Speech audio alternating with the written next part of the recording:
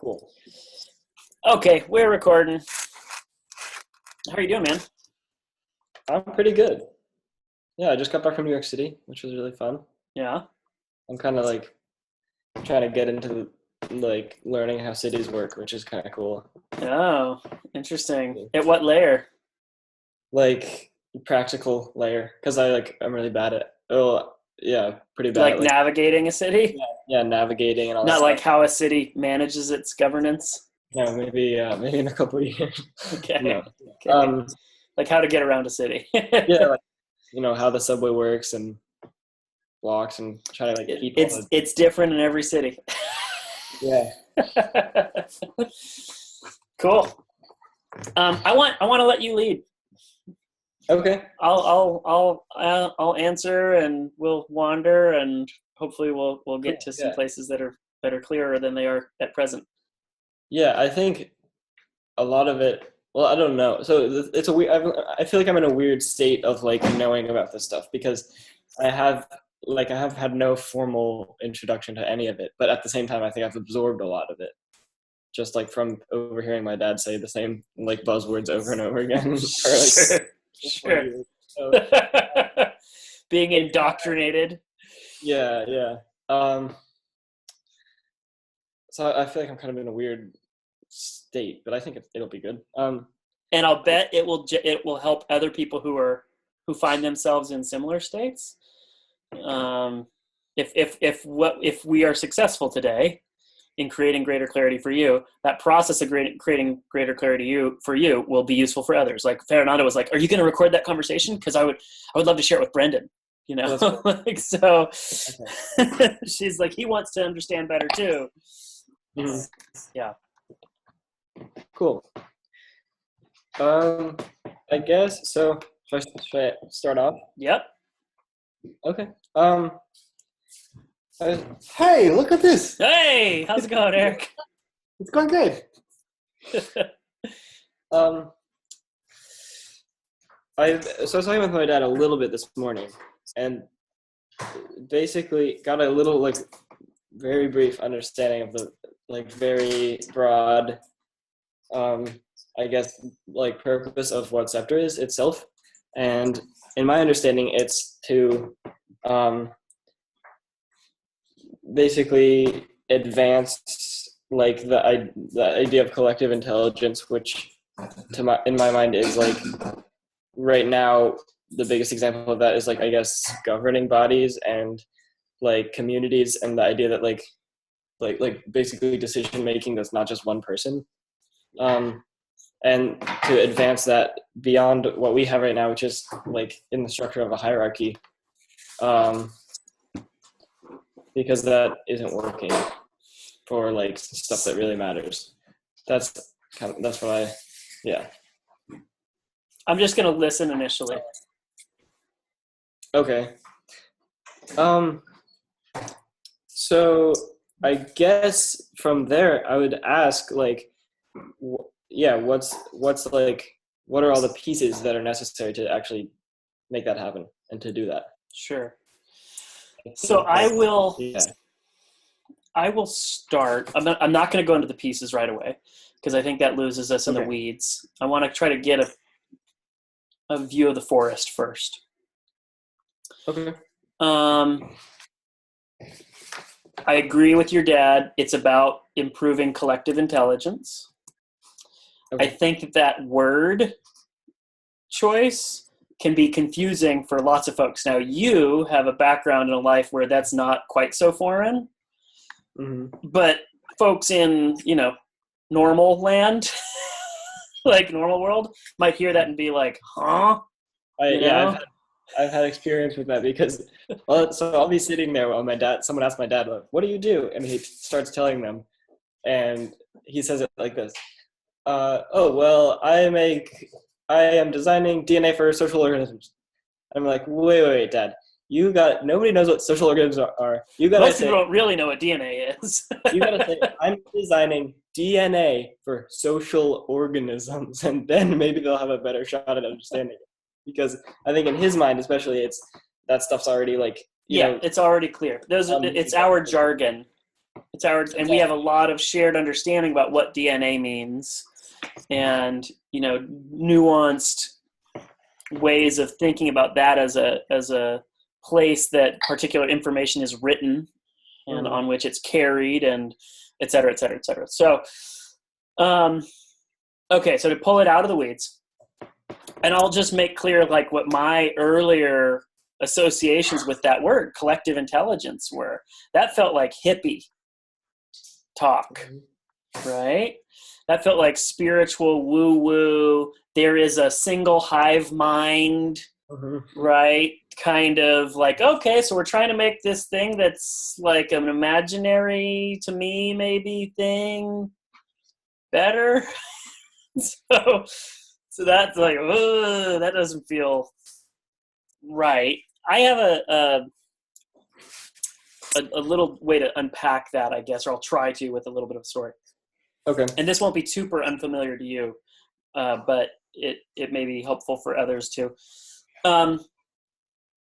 We usually think of ourselves of our body as if we are a single person. Yeah. We're a single organism. You'll say, I'm Will, right? Or I'm Matthew. Mm-hmm.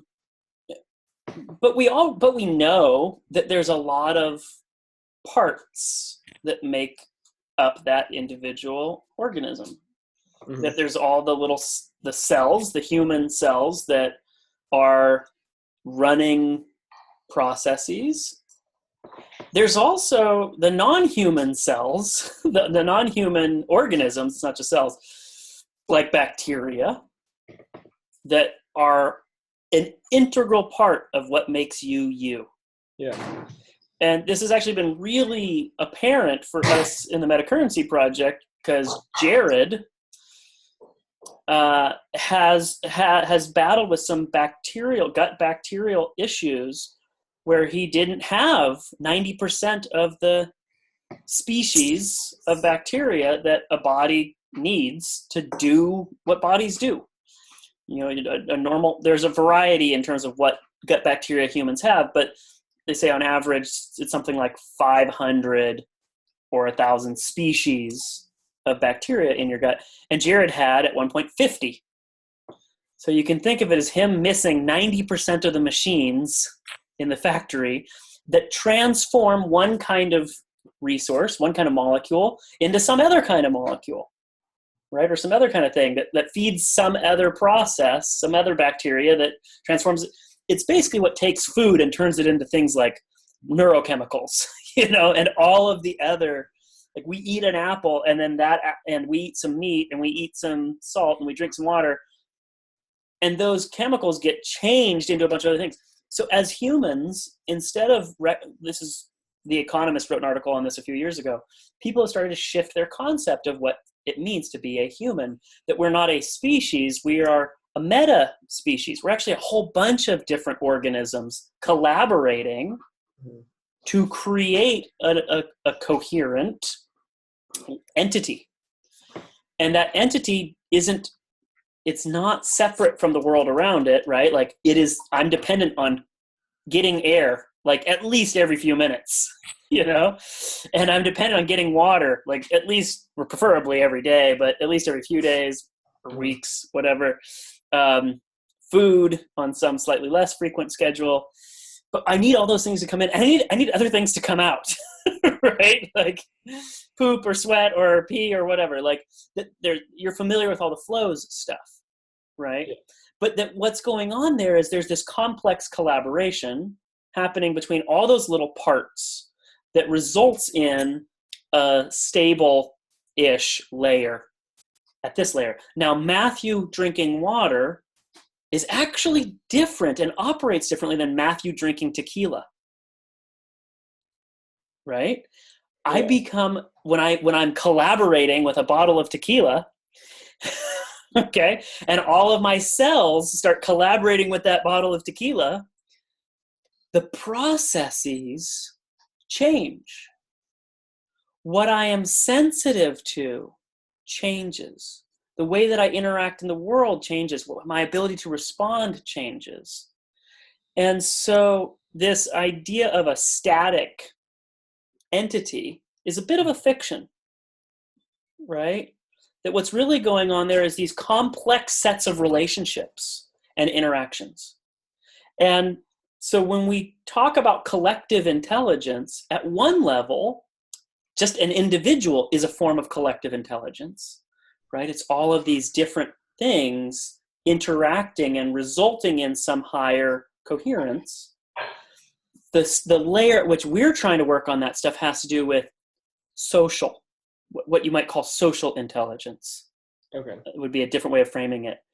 If you're going to have multiple parties interacting with one another, how do they do that dance? How do they structure that relationship in a way that works for them as individuals and works for that larger group thriving in the world?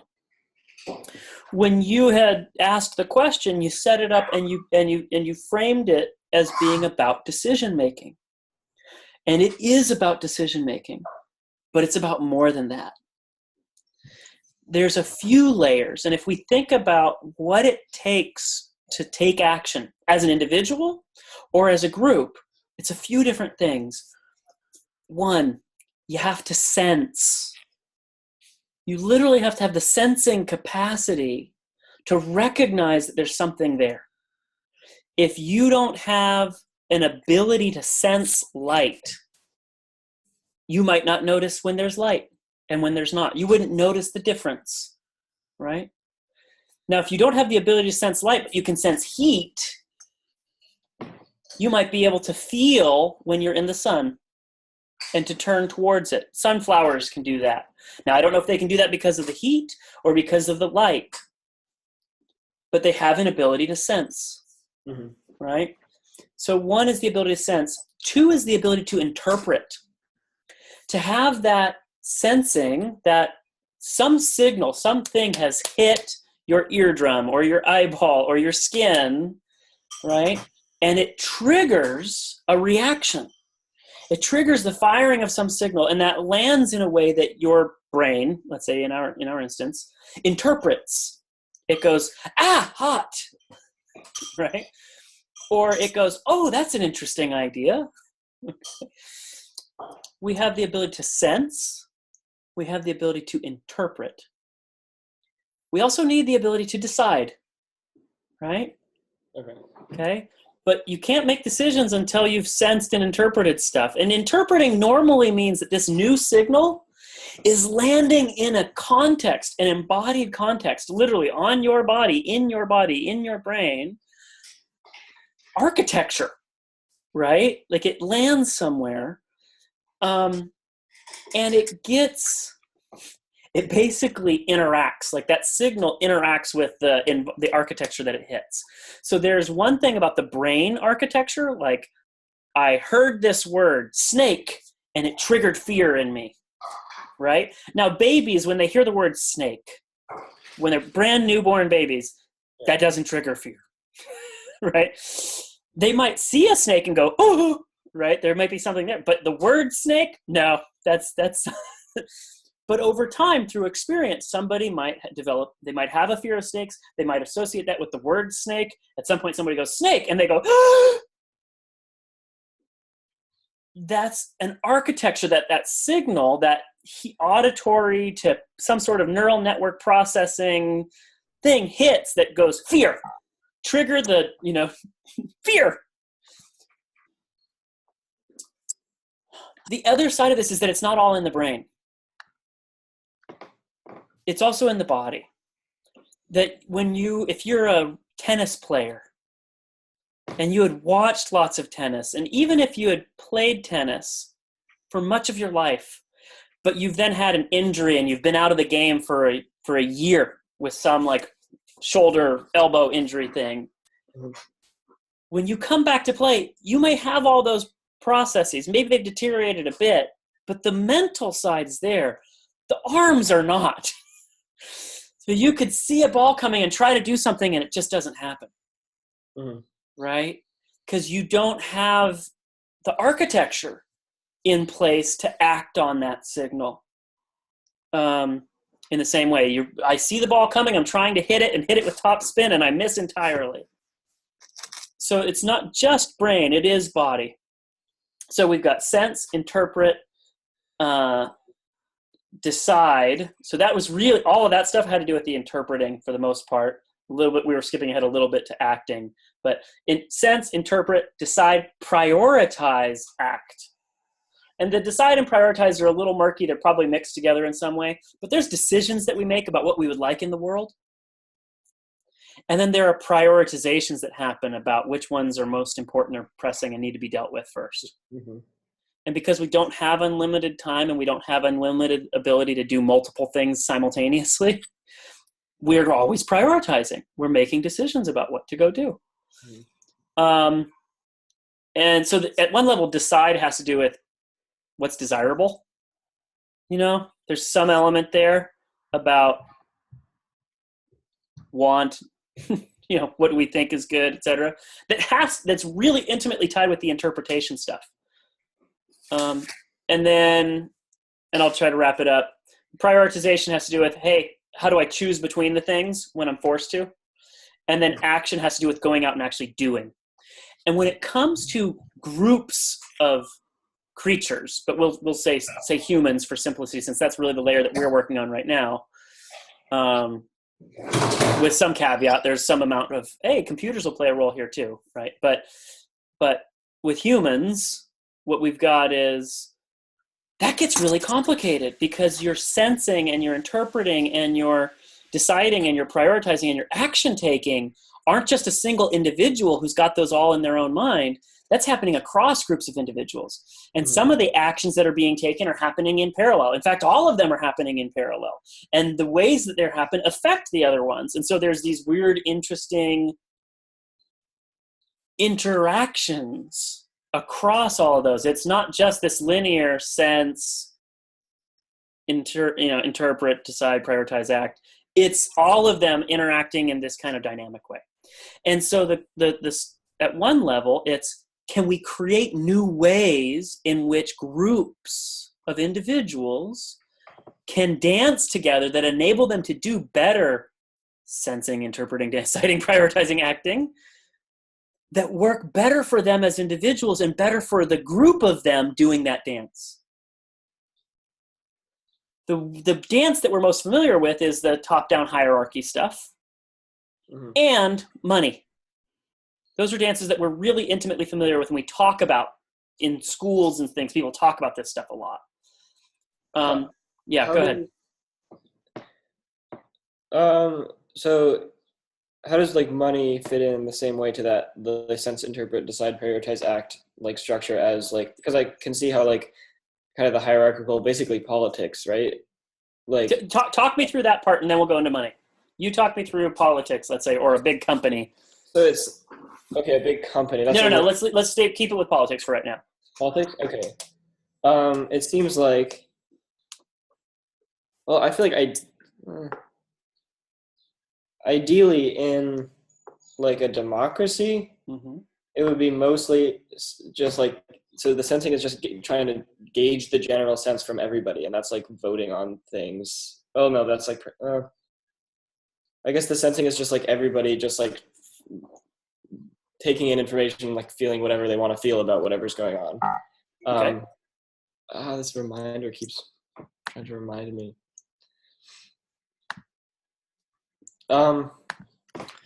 So let's break it into separate parts. So for an individual who's a voter, right, they go about their lives, they're experiencing things, they get upset at certain things, they get happy about other things. Yeah, that's them sensing. Yeah. They're interpreting that as good or bad or whatever. Okay. Right. Then deciding would be, I guess, deciding and prioritizing would be picking. Deciding is like picking which one of those things that they want to support and which one they don't want to support. Sure. What are the activities that they favor and don't favor? Yeah. And then the acting would be voting on it.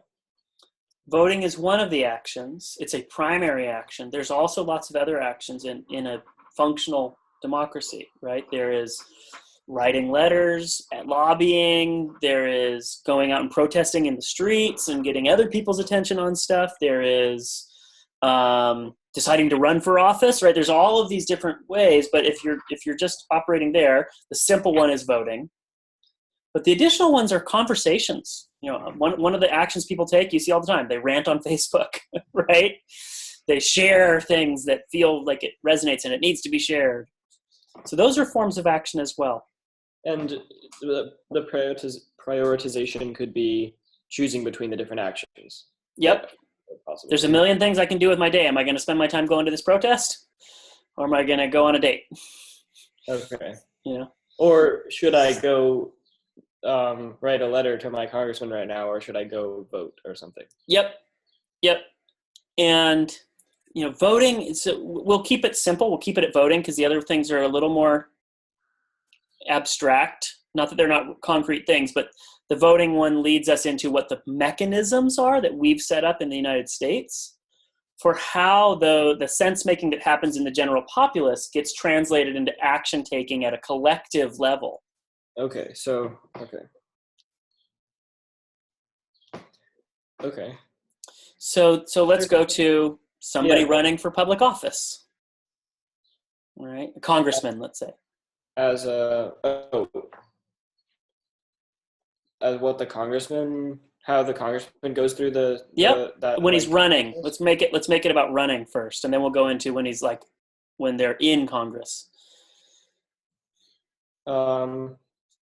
Well, the sense in that, I mean, I feel like ideally this, like what I like hear from everybody is like the sense is like the congressman pays attention to their, like, the people that they represent as the sensing.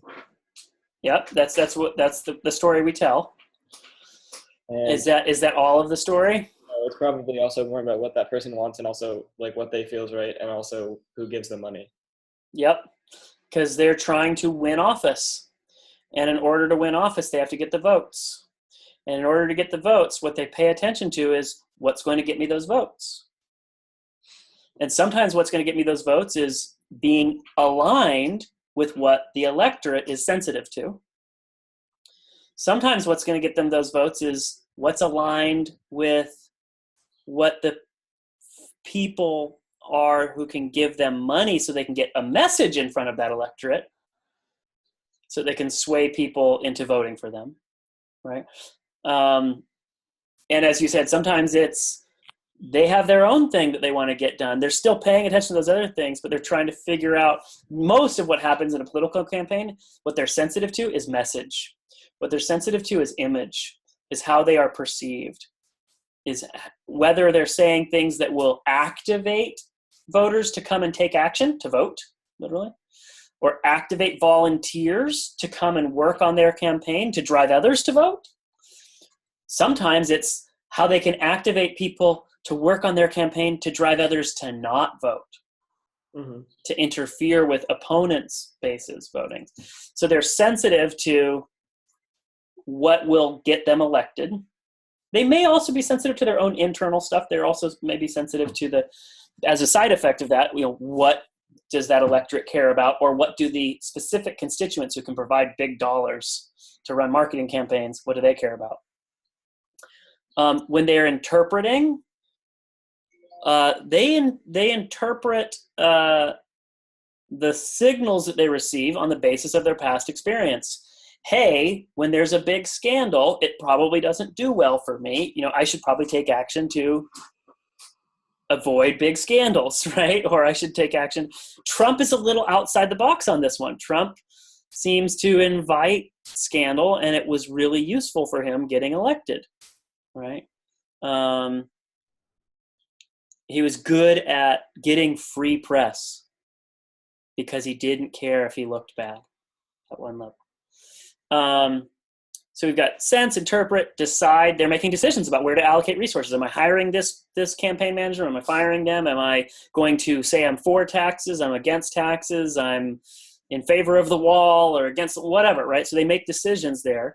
And then they prioritize. They may say, yep, I care about clean energy, but I'm not going to promote that one because most of my people in my district don't care about that. or it's something that they might dislike. And so I'm not going to promote that. I'm going to promote this thing over here about jobs, right? Or I'm going to frame my support of clean energy in a way that makes it about jobs. I'm going to align that in ways that are sensitive to what the electorate cares about. And then action taking, they go do that, or they get other people to go do that. They get people to go out and show up on talk shows on their behalf. They go and get interviewed. They participate in debates. They, go and shake hands, et cetera, et cetera, et cetera. So their action is to like project whatever they decided their message was going to be. That's what they're trying to do. They're trying to run a marketing campaign, basically. Once they're in office, let's say they've won, they continue having sensitivities around that previous set of priorities because they're still running for the next time. Mm-hmm. And even if they're not running, they're usually trying to make it easier for somebody who they align with to be able to get elected and continue operating. But they also shift to being sensitive to what is possible. What are the kinds of activities that we could take that, one, need to be taken, right? Where is their need? Two, where is their need that will help in a real sense and then also help them in a political sense? There's usually both those things on the table. They're not always the same. And then three, that we can actually get somewhere. Oftentimes you'll have politicians taking actions. They say for political reasons, right? They were playing politics. They're taking actions for the look of the action taking rather than for the impact of the action. Some of what the Republicans have been doing around healthcare legislation this year at times has been about the looks. Hey, it looked like we took some action, even though there wasn't really a there. They weren't going to actually create legislation that gets implemented because it didn't have a likelihood of passing in the other chamber. But so sometimes that's all about looks, but oftentimes you're making decisions as a politician about what things to work on based on what things you think can actually pass, can get done. And so there's a lot of sense making around that, a lot of really active sense making, feeling out, hey, who's got a good proposal on this stuff, and or do we have the votes? And if they do, then they'll start working on trying to get to a place where they can create something that will become real. And they're trying active, some of the sensing has to do with how do we generate the political support for that. So that has to do with the marketing of those ideas as well. The decisions is, which ones do we work on? The priorities, which ones do we work on now, right? And then the acting is all the actions to make that stuff happen, whether that's backroom meetings or going on broadcast television and doing interviews to try to whip interest in what you're up to. People at various levels of government have different access to being able to propagate their message. Right? If you're the president, you can get interviewed by any major newspaper or outlet you want at any time. If you're local dog catcher, not so much, and so there's difference there in terms of the power. But at the end of the day, what they're doing is they're actually creating written code. They're writing up, what Congress does is they write sentences, and they go through a process where if they jump through all the right hoops, that sentence becomes law, those words become law. And all that really means is that we are willing to use violence to force other humans to follow what these words say. Okay. It's the process that we use for taking words, for deciding what the rules are going to be, that we are going to use violence to enforce. Part of the reason why we have all these processes is because we fear that violent power can be abused easily. And so we set up all these checks and balances between the executive and the legislature and the judiciary in order to constrain the potential abuse of power. But part of what's going on there is, look at who the sense-making folks were, right? At the end of the day, the people who we really are trying to coordinate are these individual humans, not the people running for office, the individuals in the community. We're trying to figure out what the social norms are that they're going to operate by, what these social agreements are. But what we're using is this process for putting people into place where they pick what those social rules are, and we use violence to enforce those agreements. That's the structure of government as we currently do it.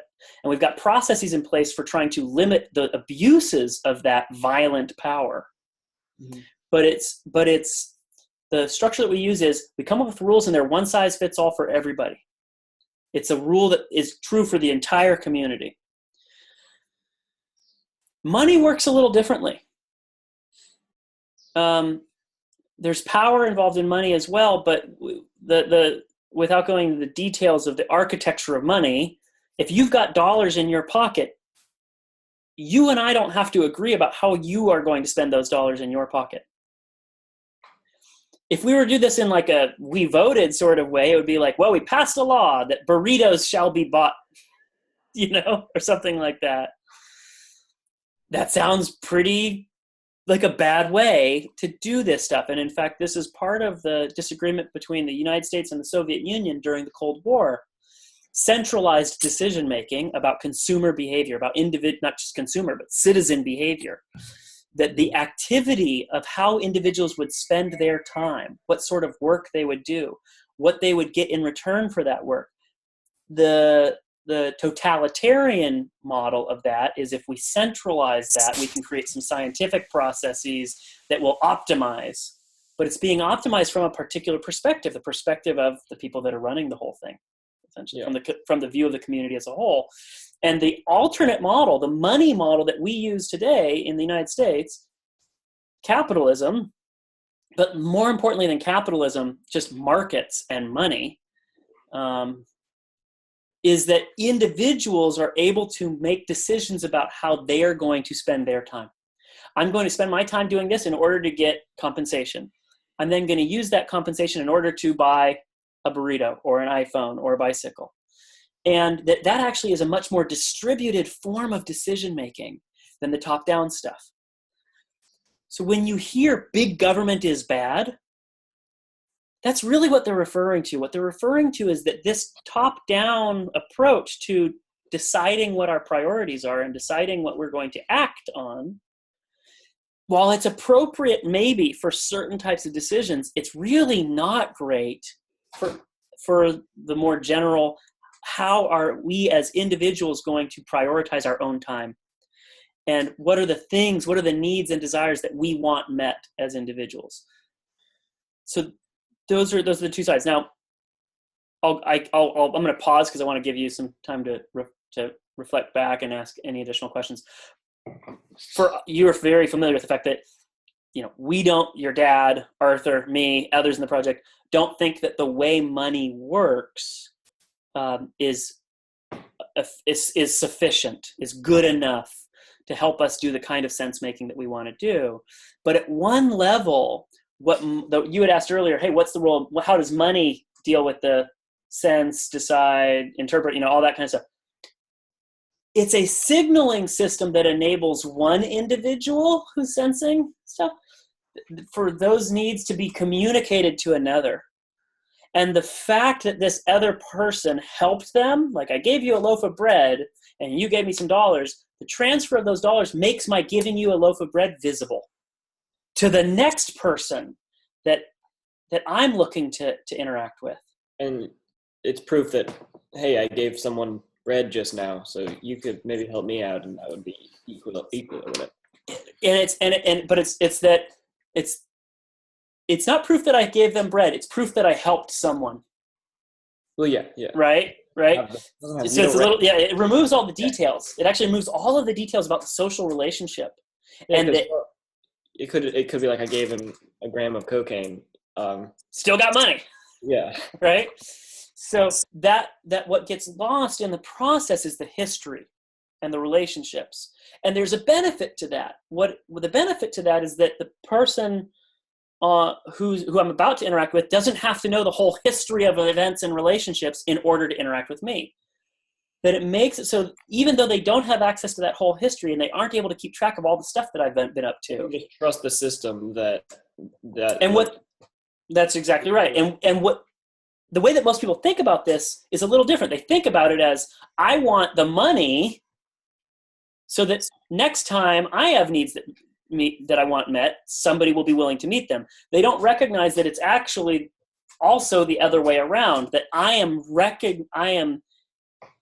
recognizing this person's previous contributions by giving them the bread, this bicycle in exchange for the dollars that they may have gotten by selling bread, right? So there's this, it's gratitude embodied at one level is a way to think about it. But it's gratitude that has, there's a plus side of losing all of that information about the history. There's also a negative side. Yeah. And one of the negatives is that the dollars allow us to interact in this distributed way at really big scales. But they communicate only certain information well. The information that dollars themselves communicate well is really price. What happens is, if I'm going to buy a bicycle and there's two bicycles on offer and one is $75 and one is $95 and they look identical to me, what I can see is the difference in price. I can't see why that price is different. I can't see if it's different because this one was made with fair labor practices and environmentally friendly materials, or this one is just come up with a more efficient manufacturing process. I don't know. It could be that these guys use slaves. It could be that they invented new robots, right? That becomes invisible. But because it's invisible, what gets communicated is that the individual decision maker is going, I can see cheap. I can't see why. And it leads to a whole world where we default towards cheap. And we support the flows of activity. We support the activities that often are destructive of their community rather than constructive, because we don't have the ability to sense which of those activity flows we're actually supporting, because dollars don't communicate it. Okay. So like if you're in the store and you're like, which eggs should I buy? You usually just buy the cheaper ones. But that's changed a little bit though, right? In recent years. Yeah, because organic. If I go to a bike trade. store, if I go to a bike store and I have $500, then I'm okay about spending on a bike. I'm not going to necessarily just go and buy the one that's $75. I might say, okay, price is, I'm going to choose to let price indicate quality to me right now. And then this $500 bike is probably going to last me longer and run better than this $75 one. And there are signaling games that get played there. I'm wearing a shirt right now. I used to run a clothing company. This was one of my shirts. This was actually my logo. It was this like wires with, telephone wires with shoes hanging off them or whatever. I sold through boutiques that were high-end, fashion boutique places where T-shirts can be $28, T-shirts can be $75, T-shirts can be $400. The thing that determined the value of the T-shirt at one level is the price tag that I put on it. Right? Yeah. Why? Because the person who walked into that store they don't know how much a T-shirt is worth. Now, if I've got things in the shirt that indicate that it's shoddy, it doesn't feel good, it's a weird cut, it looks like crap, it's going to be hard for me to say this is a $400 T-shirt, right? But the price tag that I put on it actually had almost nothing to do with what it cost me to produce it. Yeah. So there are games that people play, but in the aggregate, those games are not the bulk of what's going on. We do have other signaling mechanisms that we use. We use trademarks, right? Why? Trademarks are really about Nike being able to be the only ones who can say that their shoes are made by Nike. If anybody could say, oh, these are Nikes when they make a pair of shoes, that makes it hard for Nike to have an incentive to show up well, to make high quality product. Right? Now, Nike's a weird example because we think of Nike as being about marketing, primarily, not just quality of product. But you could say Patagonia, right? For instance, Patagonia is known for their environmental commitment as well as the quality of goods that they make. And if anybody could come along and say, yeah, I just made a Patagonia shirt, it really makes it difficult for them to make visible the heritage and the processes that they are relying upon, because other people would not know, is this a real Patagonia or is it a fake Patagonia? So there are various processes we use, and the ones that have shown up over the last decade or two have to do with certifications, fair trade, organic, etc. Those are about making visible flows of activity in addition to price. We've also used advertising and marketing and storytelling and all that kind of stuff around brand for a really long time too. But the interesting thing with certifications is it's other folks saying that you are meeting a standard. Mm-hmm. It's other folks saying that this lives up to a particular criteria.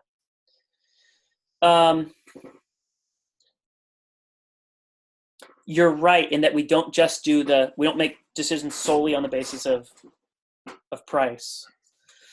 But price does create a race to the bottom. And we recognized this a little over 100 years ago. Upton Sinclair wrote a book called The Jungle. Are you familiar with that? It was a book about the Chicago meatpacking industry and how workers' lives were just terrible, basically. Their working conditions were awful. There were accidents all the time. There was disease problems. They were paid barely subsistence wages. Their kids were dying. Like, it was bad. And the meat itself was being contaminated regularly, and people were getting sick because of it.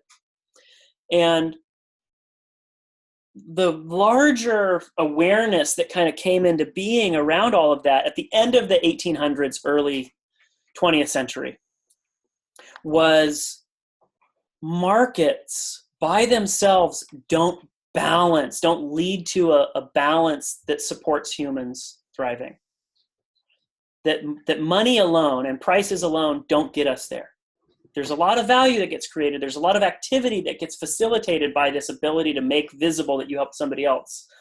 But there's also this drive to the bottom because of the fact that price shows up, but how price became cheap or expensive doesn't show up, right? That it leads to a race to the bottom.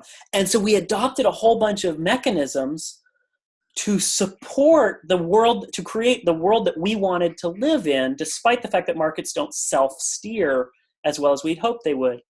1, minimum wages. Okay. 2, worker health and safety, right? 3, Food and Drug Administration regulations.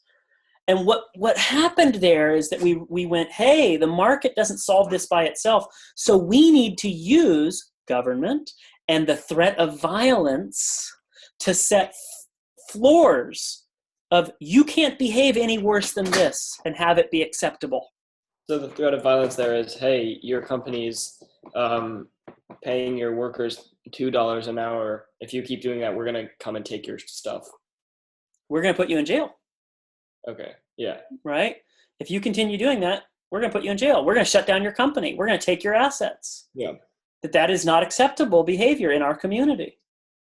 That is akin to slavery, right? At one level, it's like, hey, this is unacceptable. We don't think that set of relationships is appropriate. Now, is that the ideal solution? No, absolutely not. Minimum wages are not the ideal solution. There's all kinds of ways that minimum wage gets corrupted by the very political process that it takes to establish those as rules, right? So is the minimum wage high enough? There's battles all over the country right now about whether the minimum wage is high enough. And small business advocates are saying, if you raise the minimum wage, we'll go out of business. We won't be able to compete with overseas folks. And then there's, individuals who are struggling to pay bills who are going, yeah, but what's the point of having a minimum wage that's not enough for me to survive on? I just have to work 2 jobs. Like, I've seen a lot of people in my life who work 2 minimum wage jobs full time which makes their life and their scheduling actually much more difficult. It's an incidental side effect of the fact that we have a 40-hour work week where minimum wage turns to time and a half, turns to overtime, and then to double time at some point, right? By law. And it constrains the kinds of relationships that people are able to have. So is it perfect? Absolutely not. But it was a tool that we were able to use because we recognized that markets didn't self-regulate. One of the things that your dad is really good at articulating is that really all dollars is a signal. It's a form of speech, kind of like we just talked about, right? About making visible the way in which the fact that someone had helped you in some way, right? Had improved your well-being in some way. But it's a weird way of making visible. It's a way that is completely divorced of context. You know, as you said, like, did I help him because he had sold cocaine to somebody and gotten money that way? Or did I help him because he had helped an old lady, you know, clean her house out when she was struggling for... The dollars show up the same, but I don't have any idea of the social context. And a weird way that this shows up in the real world is when homeless people ask for support. And often well-meaning passersby don't feel comfortable giving the support, the financial support, because they don't know if it's going to actually help or hurt. Yeah. There's often alcohol, drugs. Is this going to go to something that's not actually of service? Yeah. So dollars are one of the primary tools that we use at present for doing collective intelligence, for doing social intelligence, for having a bunch of individuals coordinating with one another, be able to do sense-making and interpreting and decision-making and prioritizing and action-taking. And at the end of the day, it's really about the facilitating of the actions, right? Like those are the things that show up in the world. All those other processes are it turns out they are actions as well, but they're actions that happen within a particular individual. You know what I mean? Like what was really going on was the light hit your eye, and there was an action, a signal that goes to your brain. But we talk about that as sense making because when we're thinking about it, we're thinking about it from the level of will. What is will doing? Well, will is sensing, will is interpreting. But really, those are all discrete actions that are happening at various layers. Mm-hmm.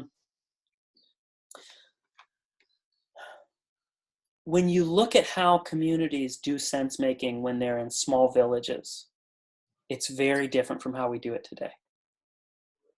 You've lived in some communal environments in your life, whether it was a boarding school, a Quaker Eco village, etc.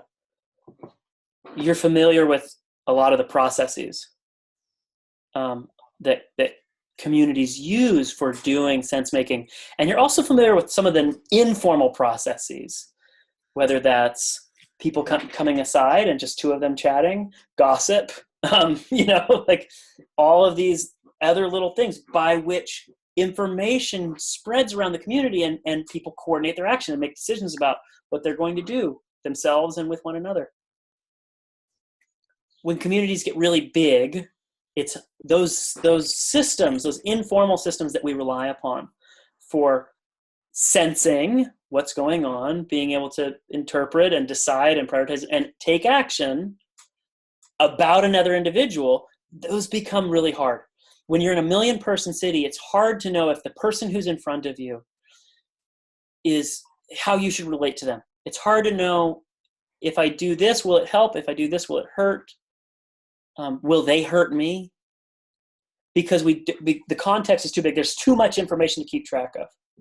The stuff that we do really well in small groups, we're not able to do well in big groups. And so at one level, the stuff that we're working on is about that. It's about how, even when you're operating in really large communities, how can you start to interact with people in ways that do work, that are contextually appropriate, where you are able to appropriately sense what you need to sense and take action associated with that.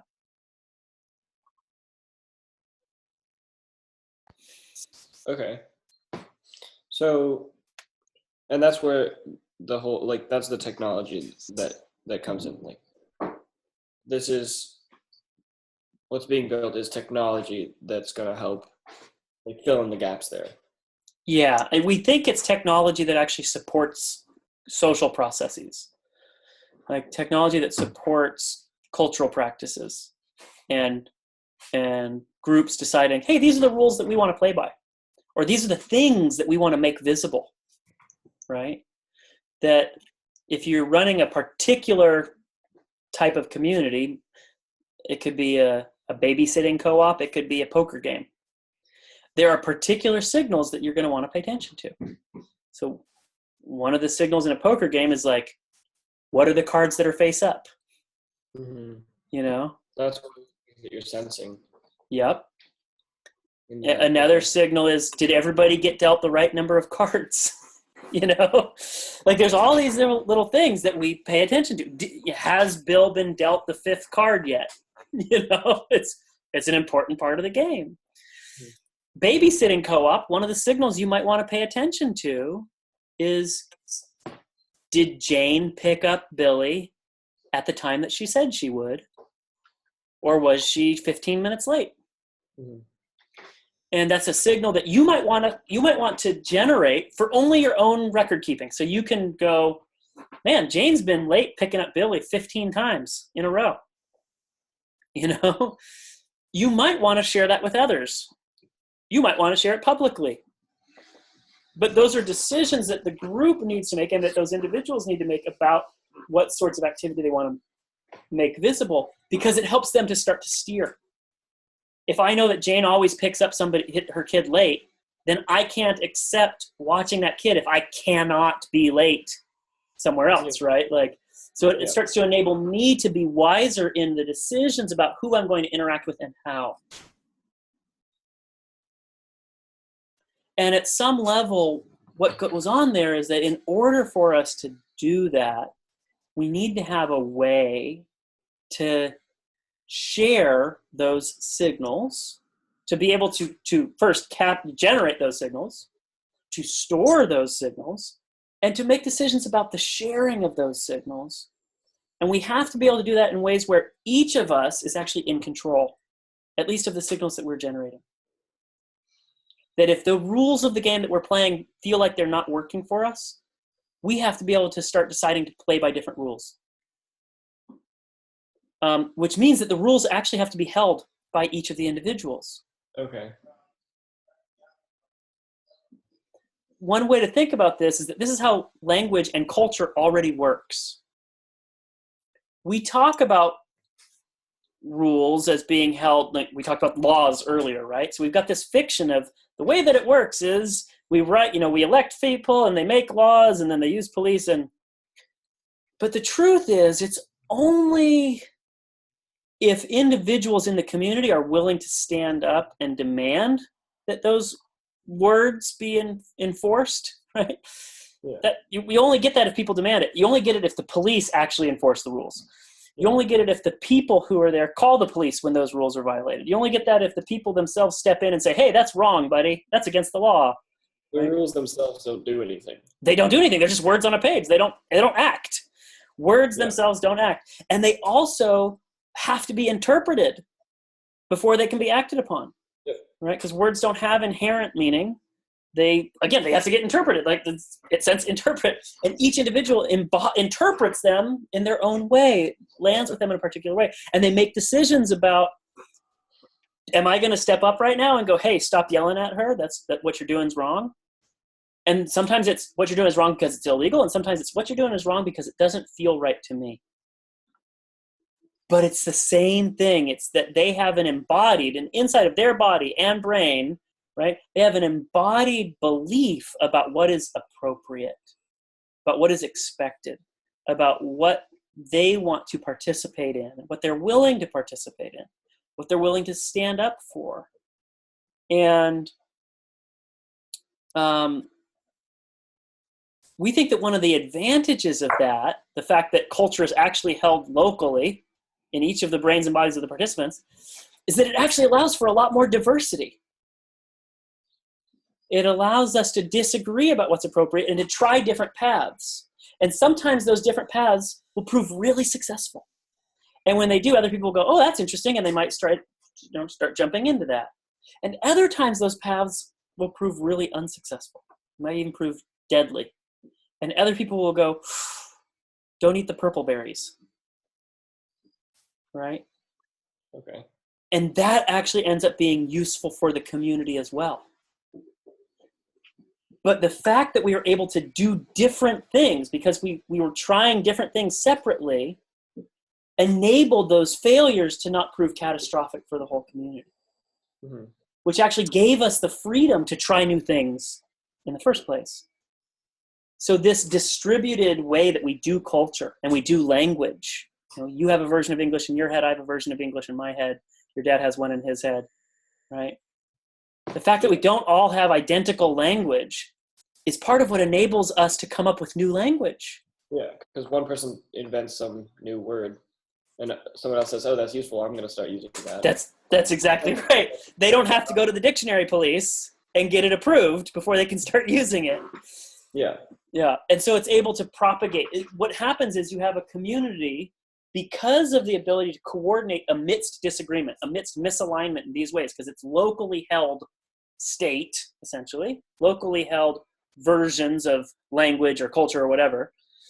When we have shared overlap, when your stuff is similar to my stuff, then we're able to coordinate with less friction. Yeah. When we encounter something where what I said didn't land with you, I used a word that you weren't familiar with, or I acted in a way that wasn't how you think people should act, then we have some friction, and we usually will go and take additional steps to try to resolve that friction. We'll use different words to try to build shared overlap, right? But it actually enables, yeah, go ahead. So for language, if that happens, right, you use a word I don't know, we take a little break, and then you explain to me what that word means, and so basically I now know that word, and then we have the same overlap again, and everything's good. It's not perfect overlap. We've built a bridge. We've gotten a better, increased overlap between your mental model and mine. Yeah, in that specific sentence or whatever, we have shared overlap. Again, not perfect. And what often happens is you'll have somebody explain something, the other person will go, okay, I got it. And then a little later, you'll realize they don't quite got it, and you'll do additional course correction and giving context. And the truth is, you never get to perfect overlap. But you can get to good enough that you're able to run fast together. And when groups interact over a really long period of time, they'll develop shorthand, they'll develop jargon, like what you've experienced with your dad, right? Yeah. That is inside, that to outsiders who are new to that relationship make no sense whatsoever, because they didn't have the shared history. They haven't had all those conversations. They haven't built those bridges. But to Arthur and Eric, all that stuff has deep meaning and it's really clear. But to somebody else, social organism, what the fuck are you talking about, right? They have no idea. It's just a foreign language. But that's how language and culture actually works. And that the benefit of it is that it actually enables that group as a whole to try and cover and explore lots of possibilities and gain real world experience about what works and have multiple things work. We have communities that have really detailed jargon around cars and the mechanisms and the parts of those cars and the processes for fixing cars. And those folks share almost nothing in common in terms of that jargon with lawyers talking about corporate mergers, right? Who have their own jargon, and they're both speaking quote unquote English, right? And the fact that they have those jargons enables them to coordinate and do activity together within their little community really well. Yeah. It also makes it difficult for others to understand them. And so there's value in that process. We don't do social coordination that way. We don't do, the way we think about social coordination is, like you talked about earlier, government passing laws that get issued from the top, right? If that was the way language worked, what's the analogy there? If that was the way language worked, before you could use a word, you would have to get people you'd have to propose it in legislation. And then everyone would have to then agree, like, or you would have our representatives agree, and now it's in the dictionary, and now others can use it, which it turns out is how computer protocols work today. The way the computer protocols work today is we have standards committees who like spend the consortium or whatever. That's right. Yeah. And they come up with a specification. With a real emoji with this number attached to it. Yep. And everyone can use it. That's right. And so it's only once they've issued this thing and parties start complying with that, they make it so that they can send messages with that structure and they can receive messages with that structure, that they're able to talk. But again, the Unicorn Consortium saying, okay, the puking emoji is, 80F A3. Yeah. That doesn't mean anything unless the actual people, or in this case, the actual apps or whatever, or operating systems agree to say, okay, we'll add that into our operating system too. And that's right. So it's still individually held, right? It's still locally held, but it's a process. It's a process for trying to generate shared overlap. But the mental model that we have is that we have to come to a standard.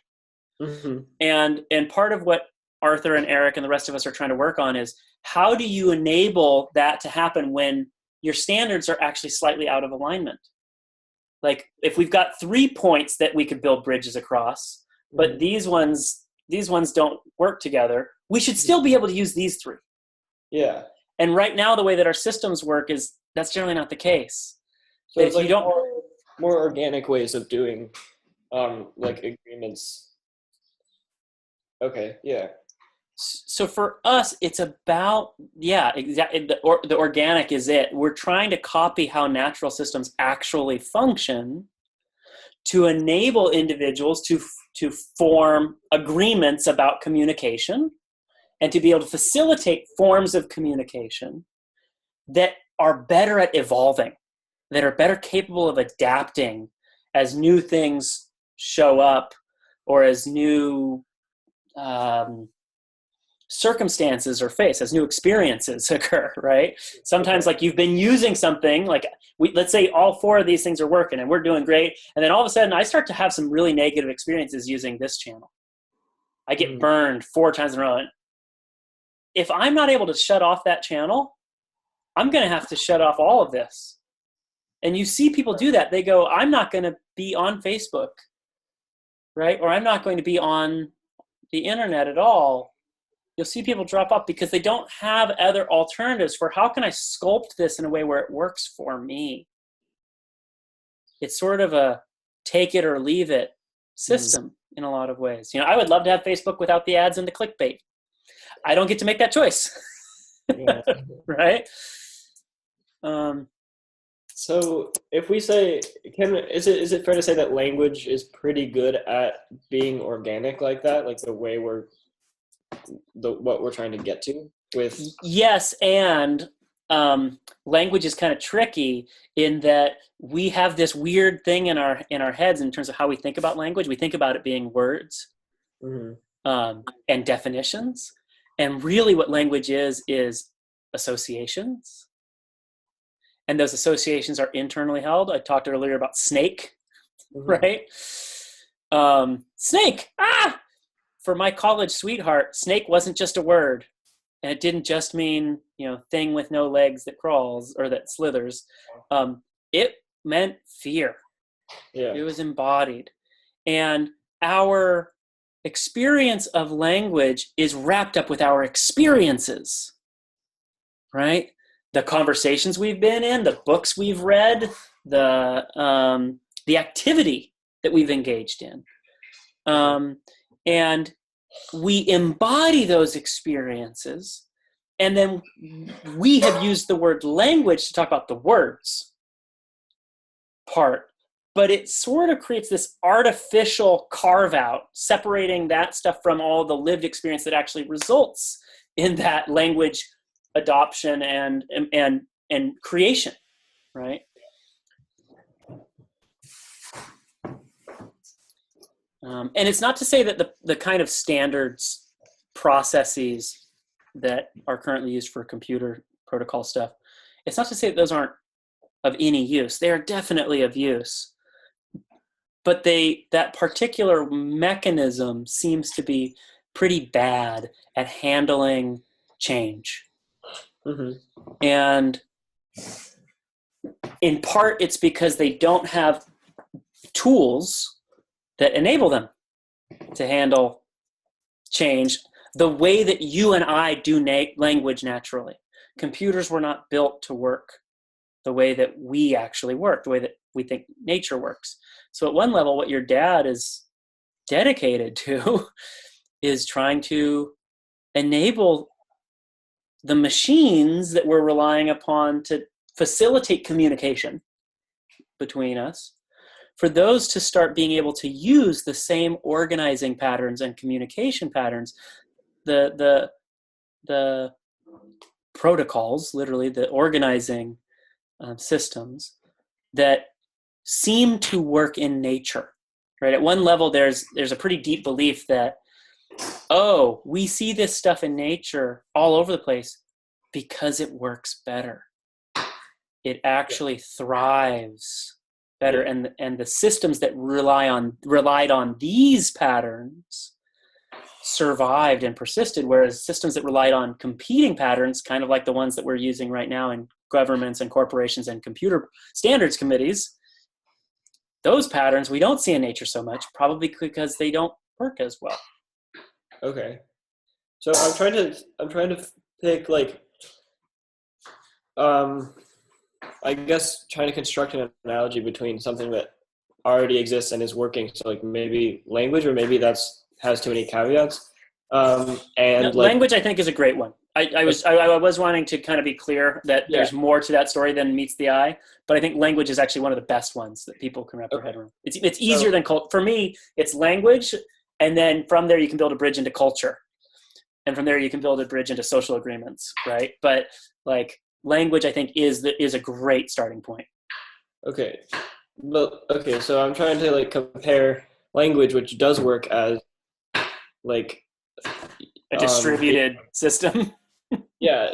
Distributed communication system to then like I guess like a government, which is not a distributed, or maybe it's simpler to like compare that to a like a centralized protocol with computers that's not a distributed system.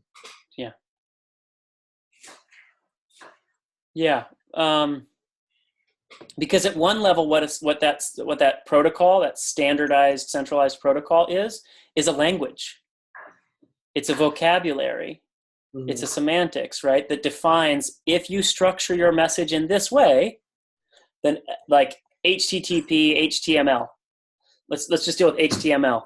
If you put angle bracket B angle bracket and then your text and then angle bracket / B angle whatever.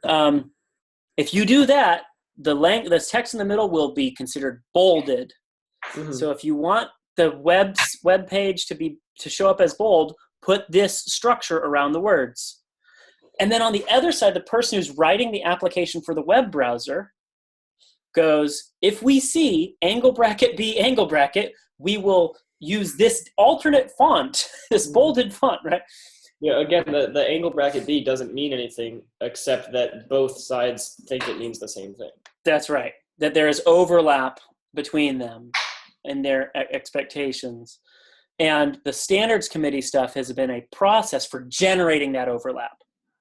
Yeah, okay. But think about the Real Academia de la Lengua.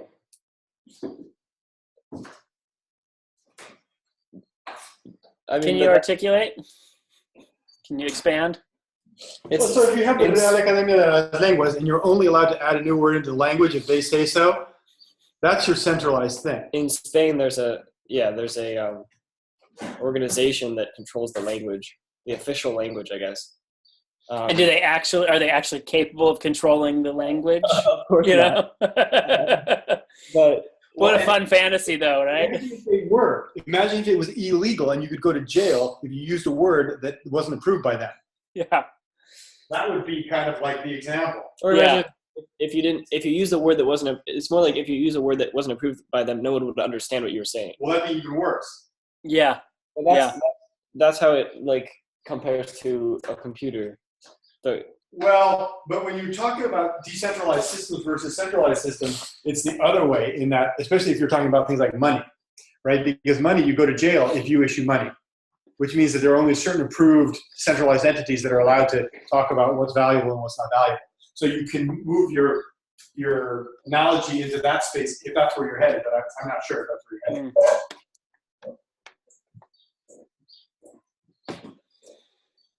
How does that feel, Will?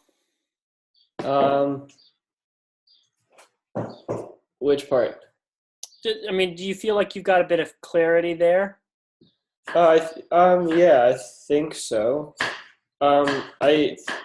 It seems like this is all, I don't know, but it seems like this is all kind of background knowledge to what other things that are going on. Sure. Okay.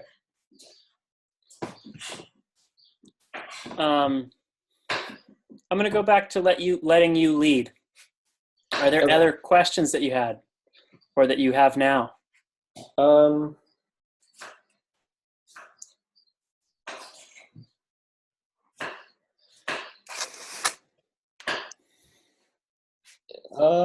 It seems like, I don't know. It seems like we could go back into the actual sort of the more concrete tools that are actually being built, or is that not, should that not yet? Up to you, man. Yeah, I'd like to, yeah. So I feel like I sort of I understand the problem now, but I don't know, like. So what do you do about it? Okay. Exactly. What do you do about it? What solution is it? So one of the things that we think is actually really critical is that you need to hold. So we talked about language, and we touched on culture a fair bit. But so language is held locally by the individuals, right? Culture is also held locally by the individuals. You have expectations in your mind about what's okay and right and wrong and how to behave in certain situations. And I have similar things in my mind, and they're not always the same. Yeah. You know? And in relationships, we get in trouble because of this fact all the time. I remember I dated a woman from France at one point, and we had very different expectations about how you were supposed to do relationships, you know?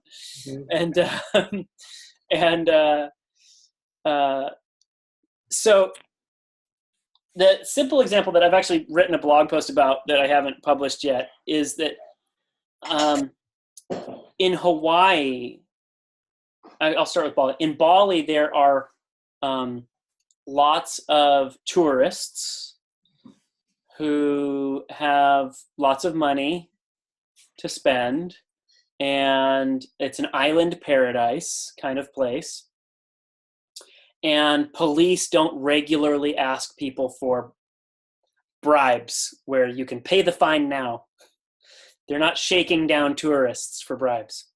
In Bali, it's an island paradise with lots of tourists who have money to spend, and police are regularly shaking down tourists for bribes, right? They both have laws on the books against corruption, against police asking for bribes from tourists. They both have laws against it, but you have very different outcomes. Why? Well, the culture is different. The expectation on the parts of the individuals, whether those the police or the people in the community, are different. In the United States, giving or receiving a bribe is one of the most shameful things you can do. So not even legally, just culturally. That's right. Okay. Way beyond the legal, probably much more important than the legal, is the cultural, is the shame, is the loss of status within your community, because it's considered a pretty extreme ethical violation in our community. In Bali, that's not the case. It's widely recognized that the police don't get paid all that well. Anybody who's in government is gonna go and, take care of family first. Right here, we have this sort of difficult thing where we've got, well, your family should definitely come first, but not before your role in the organization that you're participating in, particularly if that organization is the state, is government of some sort. That should be first, and then you can take care of your family. The mechanism by which you're going to take care of your family is through the money that you get from that. In Indonesia, it's simpler. It's family first, right? And so if you're in a role where you can squeeze something, people go, yeah, of course, he's trying to take care of his family. Or, yeah, of course, the government doesn't pay him enough to live on. Everybody knows police don't make enough to live on. They've got to buy uniforms somehow. You know, do I want them taxing locals? Heck no, tax the tourists. Those are foreigners, you know? So there's a different cultural expectation. And so you get a different outcome.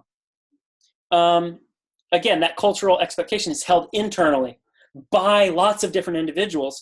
And you can see culture transform in things like social movements, where someone like a Gandhi or a Martin Luther King or a Nelson Mandela will come and speak and act in ways that trigger other people to shift their expectations about what is appropriate and to shift their perception of what they want to participate in. And what happens is that those people internalize a new reality, a new cultural norm, a new commitment, and then they are able to act on that. And you can see whole societies transformed, but it happens in that way. It's like this sweep that gets adopted, not imposed. But critical to that is the fact that that culture is held by the participants, that each of them holds for themselves what the expectations are. I don't know if that gets a bless you. Does that get a bless you? No, definitely not. That was less than the sum of its parts of a sneeze. It seemed like it had almost all of the parts. Oh, sorry, it's actually garlic I'm chopping it. No, it's fine. Let's see. How about I'll steal my dad's office because he stole my office. Cool. Man, that's a lot of wood in that house, man. Yeah. Cool. So that's the important thing here is that the protocols, the I'm going to play by these rules is embodied locally. Right now, when we do Facebook, when we do Google, when we do looking up a website, those protocols are not embodied locally. They are held by others. They're held by Facebook. They're held by Google. They're held by the DNS servers. They're held, elsewhere. And so because they're not held locally, because we aren't able to actually exercise control over them, we aren't able to change them. Mm-hmm. We aren't able to decide that we want to play by some slightly different rules. We are actually really constrained. We're handcuffed to hoping and, please, Facebook, change this for us. And it's only if everybody gets it behind it that Facebook finally goes, all right, and they add a new thing. Or they maybe don't. Or they don't. That's right. They because the power is concentrated there. And so the goal, and this is specific to Holochain, the goal is, hey, we want to be able to hold that stuff personally. I won't say locally. I'll say personally. We want to have personal control over the rules that we play by. But we actually want that personal control to not be limited to our device.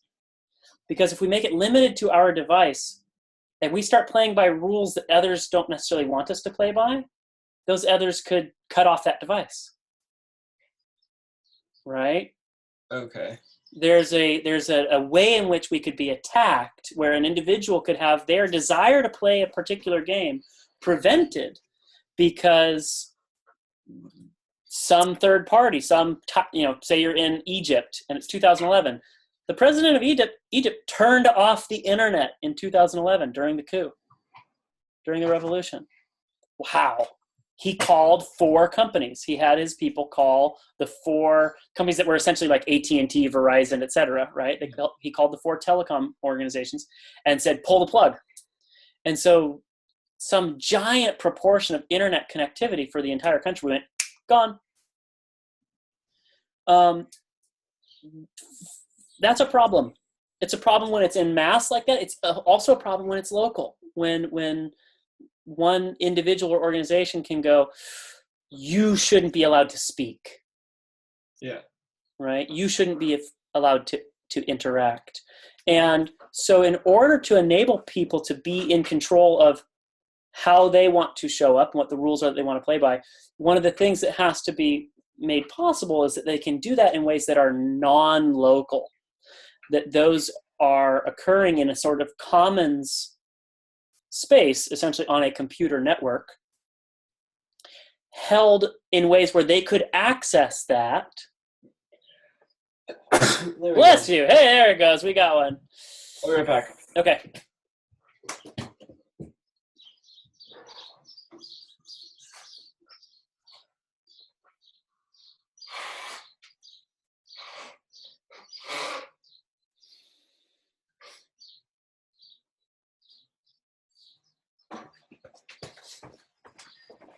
Okay.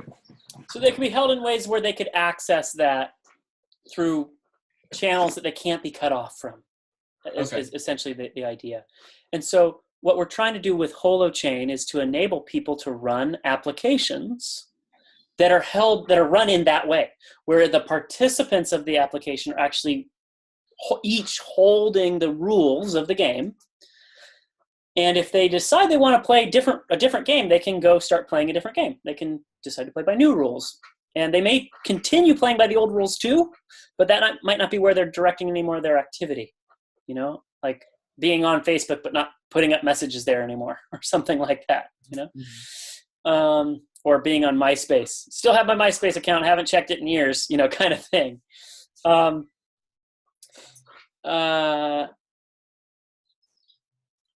So okay, Yeah. if you're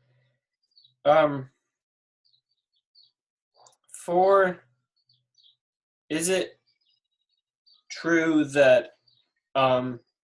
for a group of people to be communicating together or communicating with each other through that they have to hold the exact same set of rules?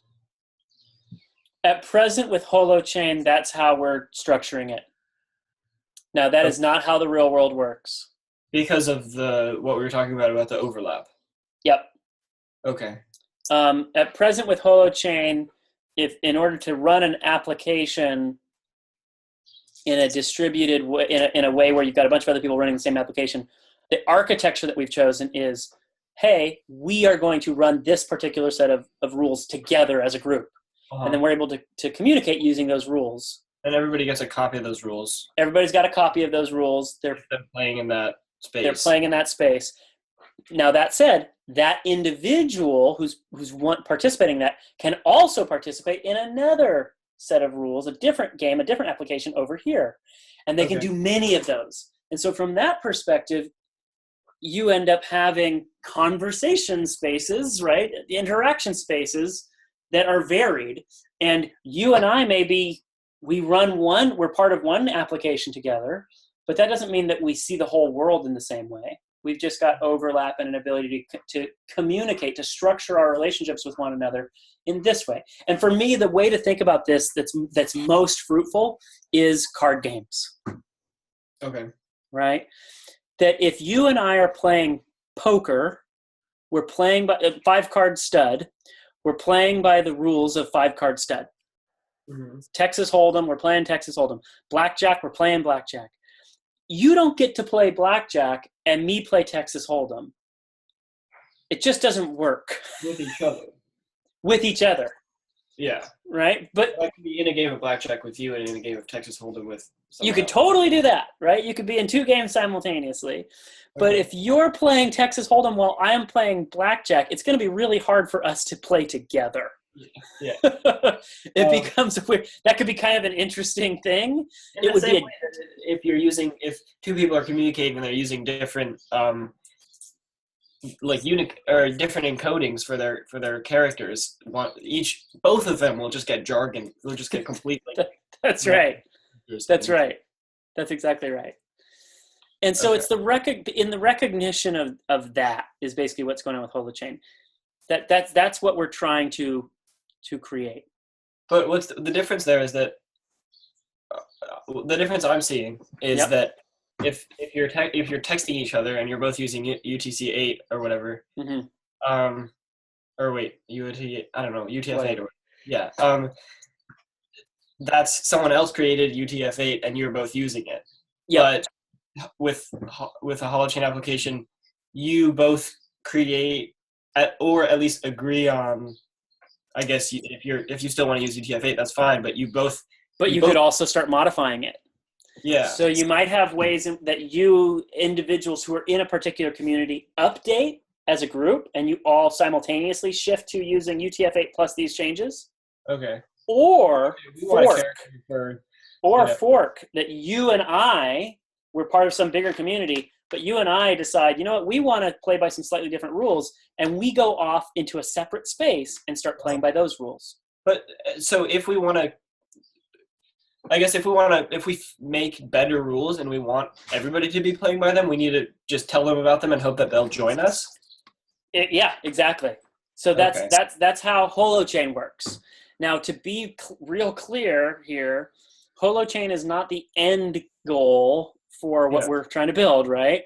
Okay. For us, Holochain initially was just about a synchronization engine for receptors that were run as multi-instance receptors, where you had multiple copies of these little biologically inspired virtual machines, little computers that are virtual computers running on top of a real computer, maybe, or many real computers. But you had one copy here and one copy here and one copy over there, right? Okay. Holochain was a way for them to Holochain was a way for those things to make sure that they were being able to synchronize, to stay up to date with one another, to be in both whatever their content was and also the ways that they were interacting. That's right. Okay. That's right. And so for us, we're not trying to eat the entire elephant with Holochain, right? Okay. For us, this solves a particular problem. The problem that we think it solves is, how can you run truly distributed applications where the peers are both using the application but also generating the hosting of the application? They're the ones storing the content. When people ask for stuff, their machine goes, I've got that, and hands it off. Okay, so there's this way in which you have Facebook without Facebook, or you have Uber without a company in the middle, because it's just the participants. And if those participants want to start playing by a slightly different set of rules, they could use traditional governance processes, voting stuff, and go, okay, and then they jump into a new version. Or some participants might go, we want to start playing by this different set of rules. And there's actually another layer here, which is the layer at which Holochain deals with all this is the data integrity layer. It has to do with how what sorts of information can be added, what sorts of actions can be taken, what sorts of actions will propagate, will be spread around the network, the community. For instance, in a blackjack game, we don't have a mechanism by which farts are an action. Mm-hmm. Right? They don't affect the game. Like, we don't have farts aren't. What's that? The game just ignores them. The game just ignores them. That's exactly right. And so if somebody farts in a blackjack game, it doesn't change the play. Okay. Right? Similarly, if somebody tries to do something in a Holochain application that isn't within the play, there are mechanisms for going, nope, that wasn't valid. That didn't matter. We're not going to pass that along. It's not going to be a thing that gets paid attention to by this community. So the long story short there is, for us, Holochain is a big upgrade in terms of our ability to run applications in this way that is locally held, it's personally held. Frame it, not locally, personally held. Okay. We are hoping to work on Ceptr and get Ceptr out into the world soon after. But that we think actually getting people used to and practiced in doing this sort of distributed applications thing, mm-hmm. really, one, it sets the stage, like it gets them used to thinking about the world in different ways than they've thought about it before, which opens them up to, oh my gosh, what else can we do? But it also puts a physical footprint of networks and machines and people participating in these new sorts of social patterns who will, it's almost like making a really rich resource field, like fertilizing the field, so that then when you come along with something like Ceptr, people have the capacity to know how to interact with it. They've already been thinking in those ways. They have some machines that could be upgraded to start playing by those rules more easily, etc. Have you read Dune? I have not read Dune. I've not read Dune.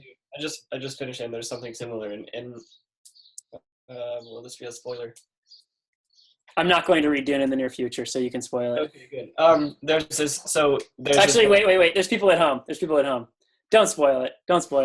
It's not okay. Anyway, similar, someone creating a pattern that allows people to think about something in a certain way, so that even later generations in this case can actually act on that. Yeah. Like understanding. One of the first things that I met Arthur maybe 3 years ago now. Maybe more, maybe 3.5 years ago. And a few days later, he came over and chatted with Jared and I we had a little office downtown at the place that we worked. And he came up and we sort of worked on a whiteboard and just talked. And he shared this image that you've probably seen before of a ladder that had like tools and consciousness on the two sort of rails of the ladder, and then different rungs. It had like levels basically, and the thing that Arthur said was that really resonated was you can't bring people's awareness from here to here in one jump, and you can't just drop tools and expect them to go from here to here in one jump either. That there's a process of people getting to use something, getting familiarity with it, going, oh my gosh, that becomes possible. And they get practice. They learn the language, right? They learn a new pattern, new social pattern. And then you've got landscape, right? You have landscape that you can plant something new in that could take root and grow. And that itself creates, again, new landscape that you can plant something else in that takes root and grows. And we're not hoping to be the ones dictating all of that planting, but we do recognize that for us, hey, the world is broken. We've got to change our social processes so that we're better able to sense what's going on in the world when we take actions, so that we can do a better job of interpreting and deciding and prioritizing and acting, so we can take right action. Right now, when we go to take action, generally we're really blind. If I go into a store and I'm like, should I buy this marker? I'm like, I don't know, it's cheap. I know nothing else about it. I don't know if I'm supporting slaves or pollution or whatever. And I also don't know what my options are. If I have another marker that's right next to it where I can go, oh no, this one's way better. Whether it's 15 cents less, 15 cents more, and way better for me, right? Mm-hmm. Not just way better in some abstract general sense. Way better for the world that I want to live in, the rules that I want to play by, the culture that I want to participate in. Then I can take action. Mm-hmm. That's right. And so for us, this feels like the types of soil that need to be put in place, the early species, basically, the early organisms that need to take root in order for later organisms to also be able to have resources and flourish and all that. Okay. And at one level, it's less about dollars and computers and that kind of stuff, and much more about mental models and what people think is possible. Mm-hmm. If you had asked 25 years ago, before the internet was a thing, like in the modern World Wide Web sense, if you had asked 25 years ago if people would be letting other people get into their car, right, or stay on their couch that were strangers, people would have been like, you are crazy, right? And now we take that for granted. And that's just in the last 5 years. That was a big cultural transformation that happened over the last 5, 6, 7 years amongst mainstream America.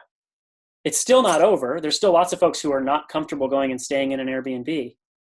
But most people have gotten totally comfortable getting into an Uber, at least in big cities. It seems like at the same time, like, people have gotten less comfortable with like like talking to at least maybe only like really young people that I interact with, but like talking with people or asking people for directions or like, you know, asking people things at shops or whatever. And that's in part because we've gotten so much practice at screen-mediated interaction, and so much less practice at face-to-face interaction. So it's scary. It's just not something we're as expert in. Or like how to take, like, I know a lot of people that don't like phone, just like won't talk on the phone with somebody. Yeah. Don't know how to, like, you know, when I was, yeah. It's anxiety inducing for them. It's text first. Text. Mm-hmm.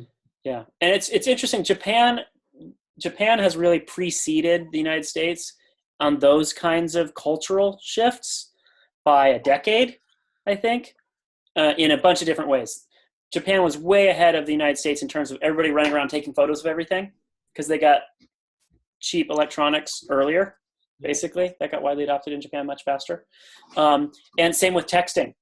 I remember 10 years ago reading a report about how on subways in Japan, people aren't talking. They're always down silently texting, and that it was considered, you know, rude to talk. And it was like, wow, that's so weird. Right? Like, that's how it felt. Like, wow, that's so weird. What a weird culture. And here we are. Right? So, yeah. Okay, I think we should go back to holochains. Yeah. Holochain. But I forgot where. So we were talking about basically the difference between the centralized and decentralized versions. All right, so it's actually, so to be a little clearer, for us, Holochain, we don't think of it as decentralized. We actually think of it as distributed, Okay. Meaning that each of the parties holds their stuff locally. There are things that will be somewhat centralized in that ecosystem. There will be things that will have, there's always layers of centralization in anything, but that system we think of as a distributed one, not a decentralized one. So would you say is decentralized like more of a step away from centralized than distributed is? It's basically many centers, right? Okay. As opposed to one center, and then distributed is no center. More like no centers. That everything is a center. Okay. But I think there's actually a layer beyond distributed, and this is something I've been talking about for a while, but I haven't shared in some written form. I'm going to pull up an image on the internet that is where the centralized, decentralized, distributed language comes from. So I'm going to share my screen. Let's see, what's the... I'm looking for a big one. That one will do. Cool. View image. Boom. All right. I'm a boy. We make sound effects. Just kidding. I'm 38. Still call myself a boy. I remember as a kid being very sound effect heavy. I was just looking at something that had really funny sound effects. All right, so here we go. So I'm sharing the screen. Do you see it? I see it. Okay, so centralized, decentralized, distributed. So this was part of a paper by a guy named Paul Baran, where he mapped out that we could do networks in a different way. This was in the age of AT&T and that kind of stuff. And we had, you know, do all calls route through a single point? Do calls route through many key points, like the AT&T substation, where you got operators literally plugging things into jacks, and then later it was automated? Or do we do it in a distributed way? And you can see centralized, everything goes through a single point. There's these like king nodes of some sort, but they're connected to one another. And then there's all sorts of nodes connect to other nodes around them, but nothing is more clustered than others, really. In a way, both centralized and decentralized are both hierarchies, just with different number of stages. That's right. Like they're both like could be made into tree, like a pyramid tree type of looking thing. Just Yep. the centralized would have. Can you see me? Yep. I can see you. And then just like all the other ones, and the Yeah. have one thing, and then what? 1, 2, 3, 4, 6, 7 things, and then all the other ones. Or Yeah. I Yeah. just figured you couldn't do that. Yeah. Okay. And then distributed is, each node connecting to some other nodes, and those connecting to some other nodes. And but the thing that all of these actually assume is that you're operating on the same carrier and you're using the same protocol. This has to do with, am I connected to that thing? Am I connected or not connected is what this is about. But if I took this node on the top left of the distributed graph, and let's say this node was playing a game, was playing blackjack in this distributed network, and then it was also playing Texas Hold'em in a very similar looking graph that was over here, right? You would have a way in which maybe poker chips could flow through this one game into that other game, right? Or some other thing, right? There could be something where they're able to take something out of this space and put it into another space. And it could be that some messages could get passed from this space into that other space through that actor, because that actor speaks both protocols. It turns out that in that way, that actor it becomes a point of centralization a little bit. They become the bridge through which communication is able to happen. And you could have multiple actors doing both of those dances. Okay. But there's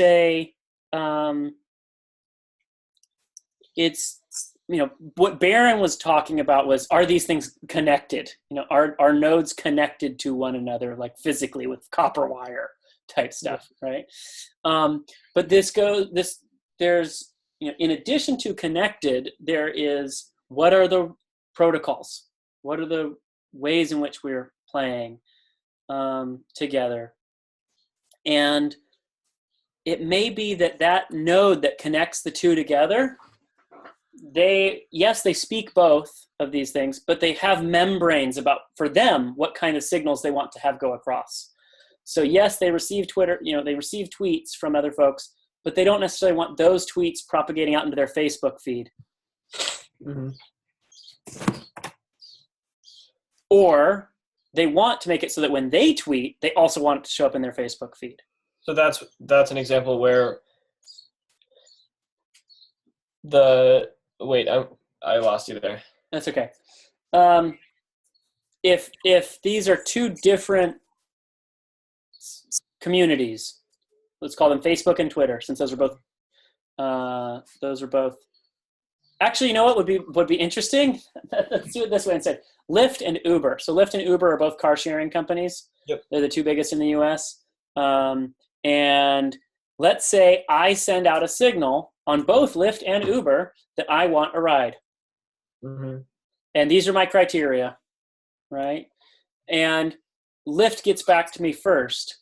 I want that to generate a cancellation on the Uber side. Yeah. Right?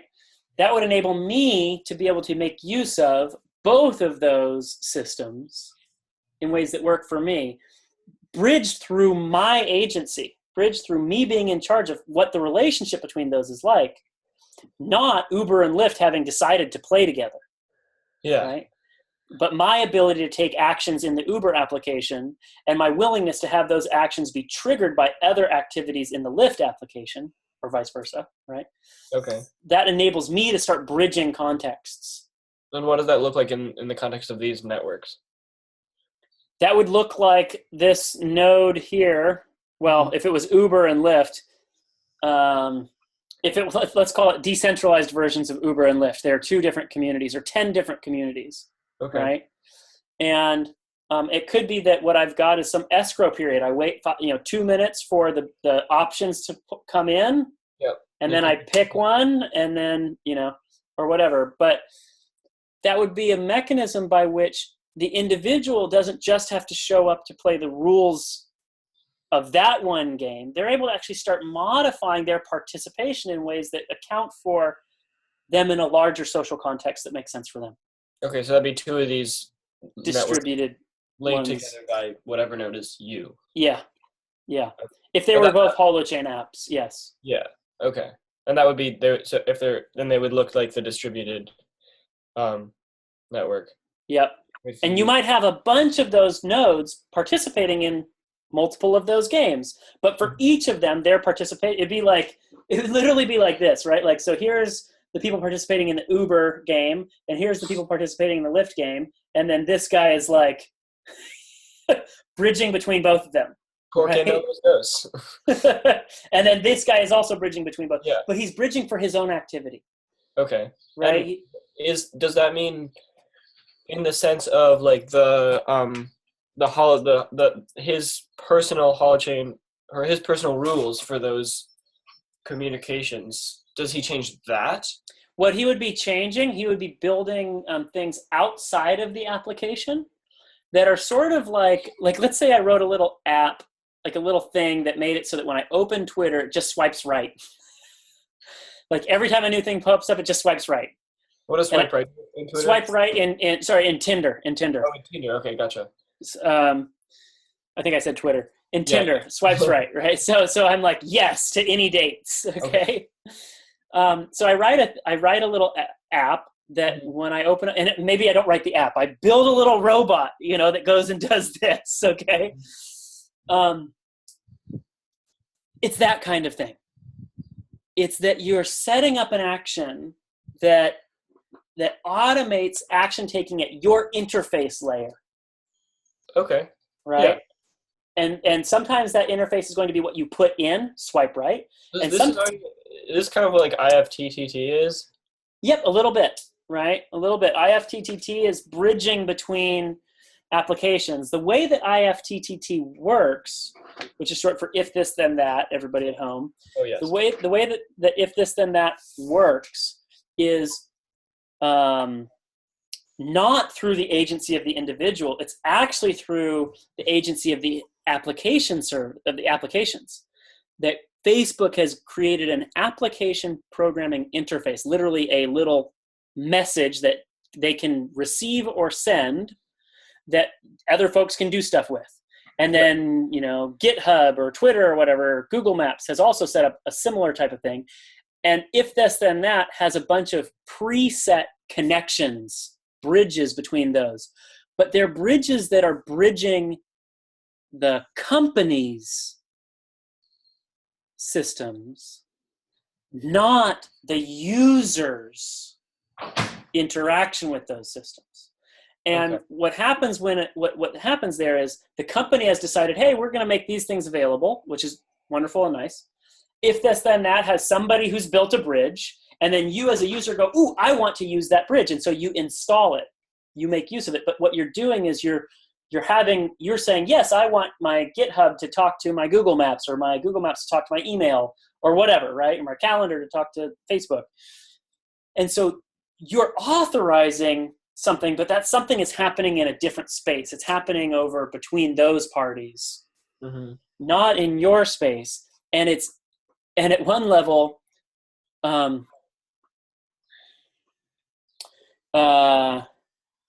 if you're able to do it in your space, then you can set up anything you want. You don't have to play by the rules that the hooks that they gave you, because some little app that doesn't have the APIs, the application programmer interfaces, or doesn't have support from that app. You could just have, it's like building that robot that swipes. So building a robot that like watches your phone screen, and when the little notification pops up that says whatever, then it goes in and taps the right buttons to send you an email. That's right. That's exactly right. So, and is this something that's built into Holochain or built on Holochain? How does this relate to Holochain?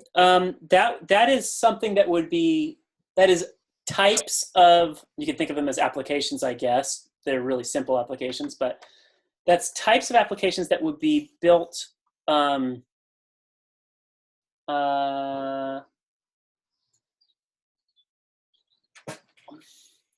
on Holochain, not into Holochain. The way that we're building Holochain is to enable that kind of stuff. Like we're very intentionally trying to make those sorts of things possible. But I'm trying to think about, that might actually be a good question for your dad, about whether those bridges, when they're not operating on a local device, when there's something that I've set up and is running, they're probably Holochain applications themselves, to be honest. They're probably things where I've got some larger Holochain application that I'm making use of for when I receive this signal, this other thing happens. At one level, we're not wanting to make that, we want that layer to be functional and start getting some traction.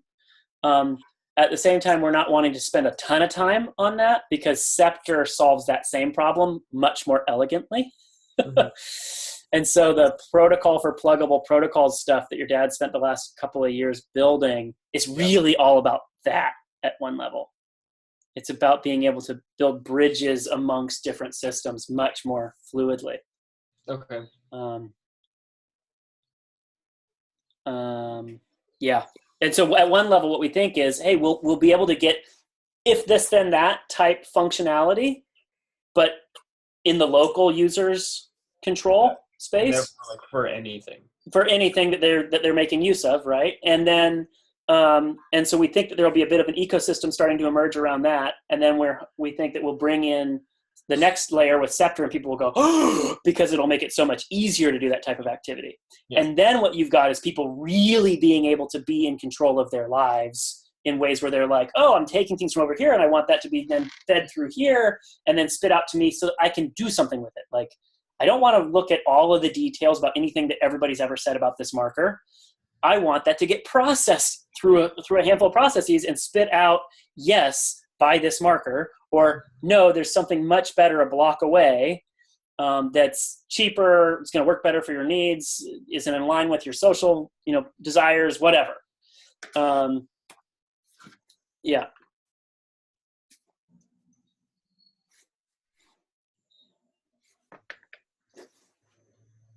And at some level, a lot of the storytelling that I've been making has dealt with applications and sort of consumer-like decision-making, But really the place where there's the most juice for Arthur, Eric, me, Fair, etc., is not in this context, but in what are the kinds of relationships that I can get into with other folks? How do I want to dance with them? In ways that can start out very transactional, maybe, but could get deeper and more human. Doesn't have to be the super deep human stuff, because super deep human stuff takes time and is taxing and takes capacity.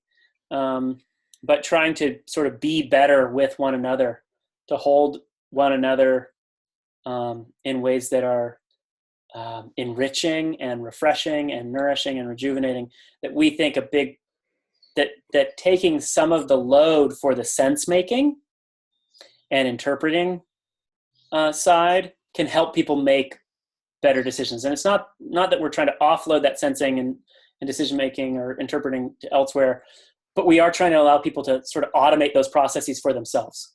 That when they're like, yep, I decided that I like bread that doesn't have slave labor in it, I shouldn't have to try to put that in every single time. Like, I should be able to go, hey, when I look up bread, let me know if there's slave labor involved, and if it's new, and if anything has changed since I last checked. Mm-hmm. But I don't want to be inundated with information that's not relevant.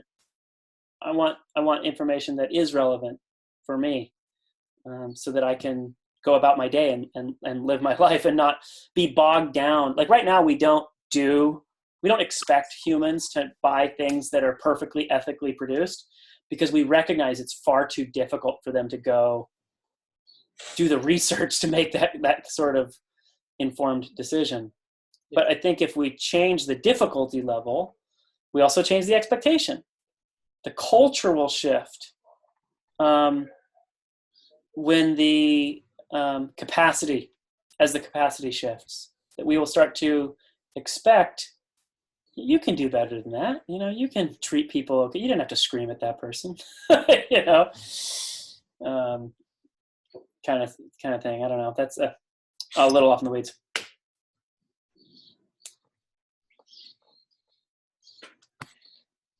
Cool. How are you feeling? You tired? It's been a couple hours. Yeah. I'm a little tired, but I'm okay. Yeah. I don't. I wouldn't really know where to go next, I don't think. I'm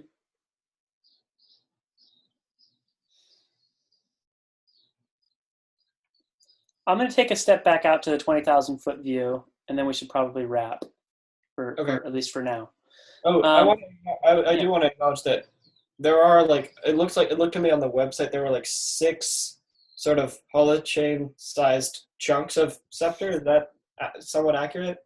Yeah, different projects within Ceptr. Yeah. We've pretty much talked about one of them, right? That's right. Yeah. Cool. Okay. Yeah. Yeah. We've talked about Holochain, and the basic gist is, yes, there is more to Ceptr. We touched on that a little bit with the protocol for pluggable protocols and bridges. We didn't really go into what that is or how it works. But one of the things that we're trying to be disciplined about at present is not talking about all of those other things. Yeah. Because people get really confused by them.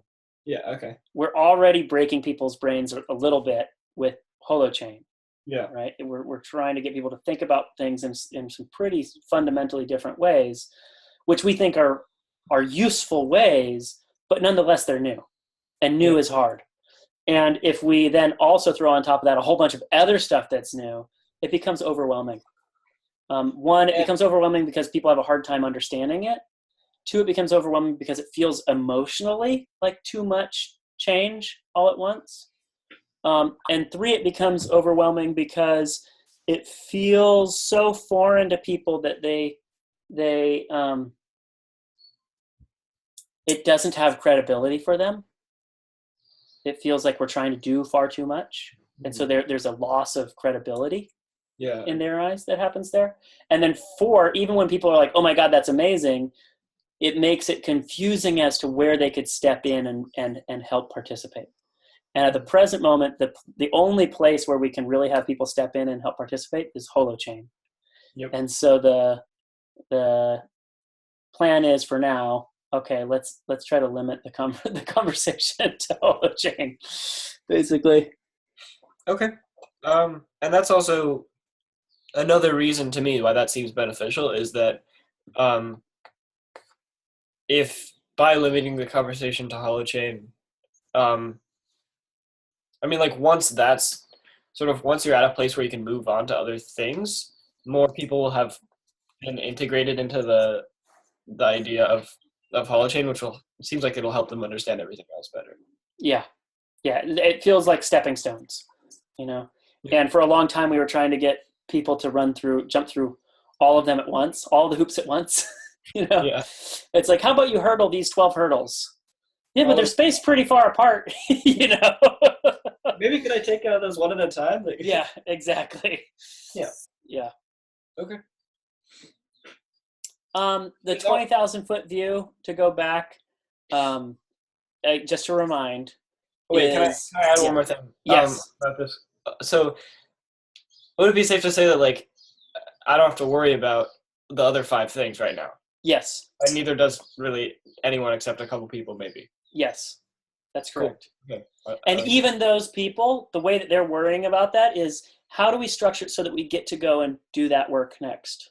Yep. Not, how do I build that right now? Yep. What we're working on right now is Holochain, and a hosting ecosystem on top of Holochain that enables people to participate in ways that feel more familiar. So right now we're used to using a website, and we're not necessarily used to hosting websites, right?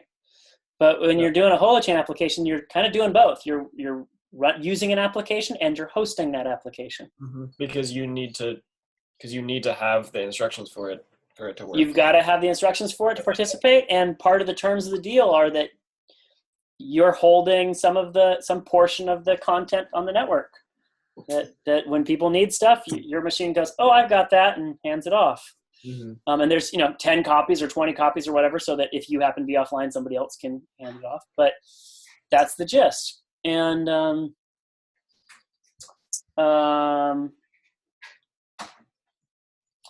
if we want people to be able to go to a website and go, oh, I want to use this thing, but I just went to a website. I'm not running an application locally on my computer or whatever. We want them to be able to do that, but what that means is somebody else has to host. Pardon me. Somebody else has to host that content, and they probably need to get compensated. They need to be supported for hosting that content. And so we're creating an ecosystem, a hosting ecosystem, that enables people to go, okay, I'm using my machine to play my part in these applications, but I'm going to use the spare capacity to help other people who are either application developers who are wanting to maybe make their application available to people just using the web. And so they'll pay for the hosting as the developer. Maybe they've got ads or some other subscriptions, or they take a slice of the transactions in their Uber application, but some mechanism by which they generate funds to cover those hosting fees. Or the people who are trying to use that application themselves. Like if I wanted to do a distributed YouTube, but I didn't necessarily want to serve YouTube videos from my phone, and I don't have a laptop that I want to dedicate or can dedicate to bearing my load on the network. Well, what can I do? I could pay $2 a month, and make it so that the other folks who are making those videos available to me, cool. And we wouldn't be paying in dollars. We would be paying in fuel, the currency of that network. The fuel cryptocurrency. Yeah, but that's what we're working on is this hosting ecosystem to enable people to make use of applications and have others incentivized to support that use, even when they aren't operating as full participants. Okay. And would one of the goals there be to make those people who are paying be like, wait, maybe I could save some money by joining in this, by getting like having some of my computer. Yep. Absolutely. Absolutely. I could save some money. I could essentially pay my own way, right? Okay. Or I could earn some income. The income's probably not super substantial. It's probably closer to the save some money end of things. And there's a few sides there. There's save some money. There's maybe earn some income. And then there is, I want the world to work in this way. Yeah. Right? I think that this is the way that the world needs to work. And I want to support that. And so we think that all three of those are going to be appropriate motivations for why people will show up as host participants in that ecosystem. This is reminding me of torrenting. Yep. Are there differences or similarities there that should be noted? Or is it? There are similarities, significant similarities in terms of like BitTorrent style torrenting, right? Yeah. We're using some of the infrastructure that those folks used. It's called a distributed hash table, right? That's a type of technology that the torrent community makes use of. But your dad, who's sitting behind you, what he and some of the other folks have been working on is changing the way that those work, updating those in some ways, and combining them with this other concept of hash chains, so that it's not just I can grab content from lots of different people. It's that I can use an application that a bunch of people I don't know are running, and I can feel confident that that application is going to operate in the way I had expected it to. Okay. That it's going to play by the rules, that the people who are using that application are going to be playing by the rules that we expected them to. so that I can rely on them. Because if I'm not able to have, I don't have to be perfectly certain, but if I can't have strong confidence that the rules that we're playing by are actually being held to, then I'm not going to be able to rely on those rules. It really inhibits my ability to interact in that space, in that realm. That's basically, if we're going back to like everybody's playing blackjack, someone cheating at blackjack. Yeah. They're not playing by the same rules as everybody else. And if it becomes apparent that people are able to cheat, it makes it really hard for people to want to play, right? Mm-hmm. And we think it's really important that people want to play. We think that people being able to play in these different ways is actually kind of critical for planetary survival type stuff, but also this world feeling more human for the participants. That we think both of those are the goals. I do have that question for your dad though, since he happens to be in the room now. What? Hey, Eric. Matthew, if you stop sharing your screen with me, I can then see what. Oh, sorry. I totally forgot that. Thank you for mentioning that. I forgot that I wasn't sharing. So Eric, we were talking about when an individual is going to build a bridge between two applications, two Holochain apps. Let's say that bridge, which you can think of as an if this then that, was how Will kind of framed it, right? But an if this then that that happens through the agency of that individual. Uh-oh. Did I lose you? I totally lost them.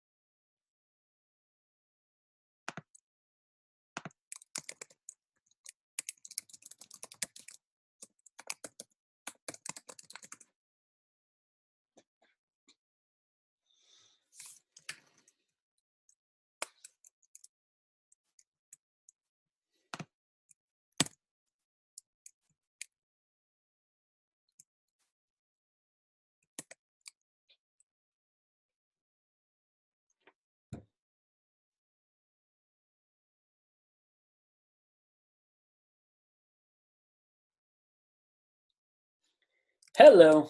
Okay, I'm back. Okay.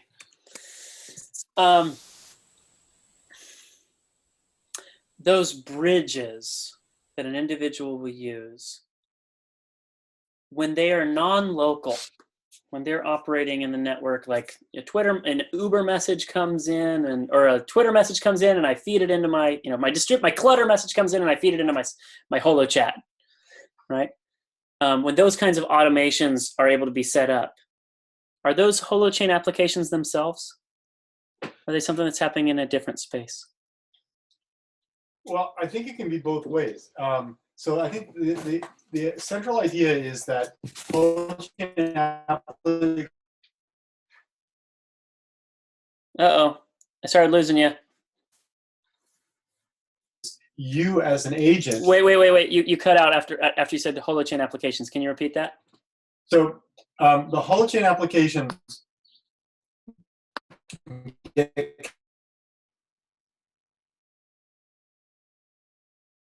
Shoot. Oh no. Hey Will, maybe we should kill your video just okay for bandwidth. I'll kill mine too. Okay, cool. Okay. Okay. So just tell me if I'm. Is it now? I can hear you now. Okay. So what I was saying is that because Holochain is agent-centric, the Holochain applications get connected by your agency. And what that means is that you actually get to choose how they get connected.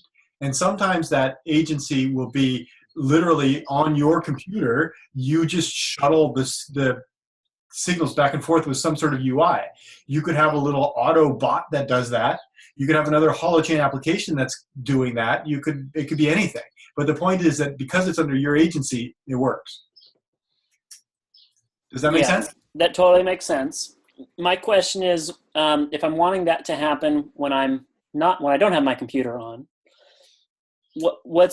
is the likely way to do that with a holochain application itself, or some other mechanism that's running in a decentralized space?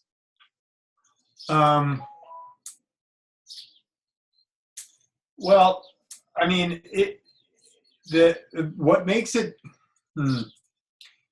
so what makes it be your agency is the fact that there's some place that has your private keys. Mm-hmm. So that can't be decentralized, or to the degree that it is decentralized, you are into the different world of distributed, the DPKI stuff we're working on. And you have to be able to trust those people who you've decentralized your private key to. And so if you turn your computer off, and by that you mean the one that has your private key on it, that can use that to authenticate the fact that you're sending a message, then you can't do it, right? Yeah. So you have to have some version, some proxy version of your computer, your computer, plural. Yeah. On, they do those actions for you.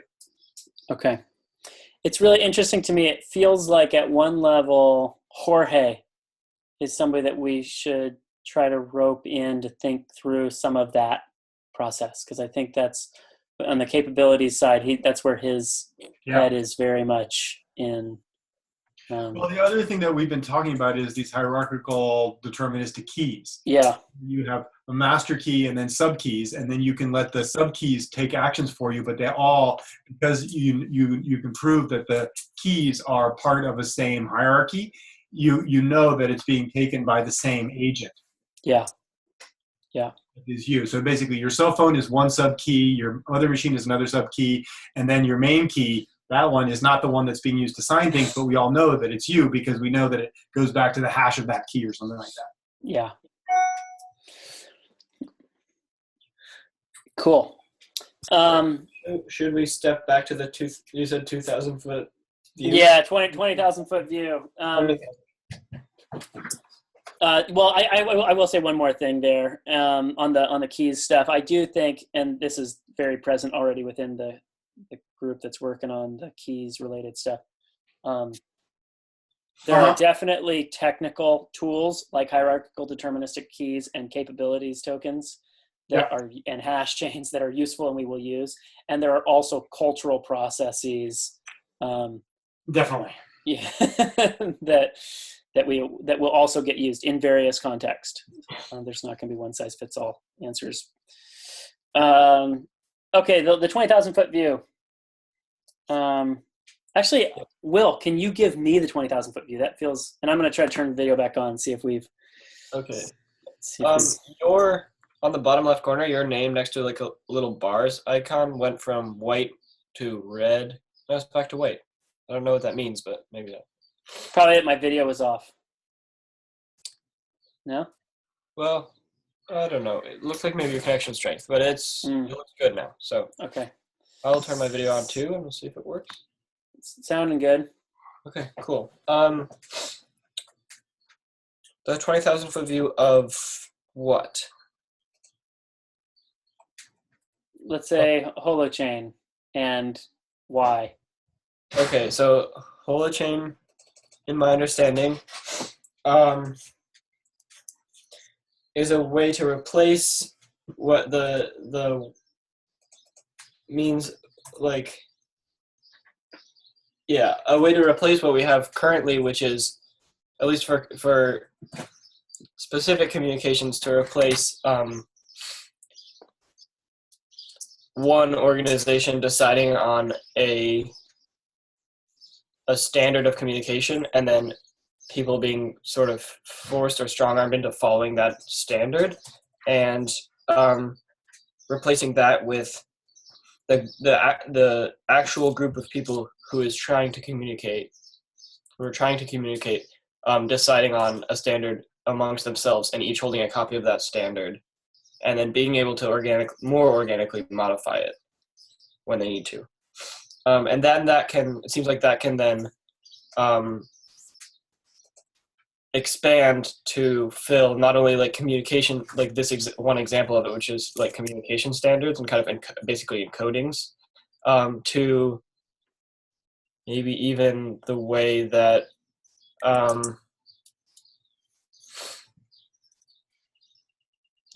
other things that are basically anything that's organized in a hierarchy looks like might be able to be translated into this other way of thinking about it, which is distributed. Yeah, that sounds good, man. Cool. Okay. Um, and then I don't know how much or how little of Ceptr that described. Holochain is a part of Ceptr. Yeah. It was a part on our roadmap, and we realized that it was a part that the world was ready for now because of blockchain, that people were getting interested in distributed applications. Yeah. Though the way that they think about it right now is distributed records. They think of it as distributed holding of a ledger. They literally, people go, oh, so what is your distributed ledger technology? It's like, well, actually, no, we're not doing a distributed ledger. We're doing something a little bit different. But people have gotten excited about that. And so there's activity and attention and it was something that we needed to do anyway. We hadn't really been working on that part, though it had been on the roadmap and was sort of, I think, probably a thorn in Eric's side, maybe. I don't know. There was we got to do data integrity engine stuff at some point. That was Arthur's baby, and I was like, okay, you're going to get this done, right? And he was like, yeah. Okay, no. Okay, I have to write it. All right, I'll write it.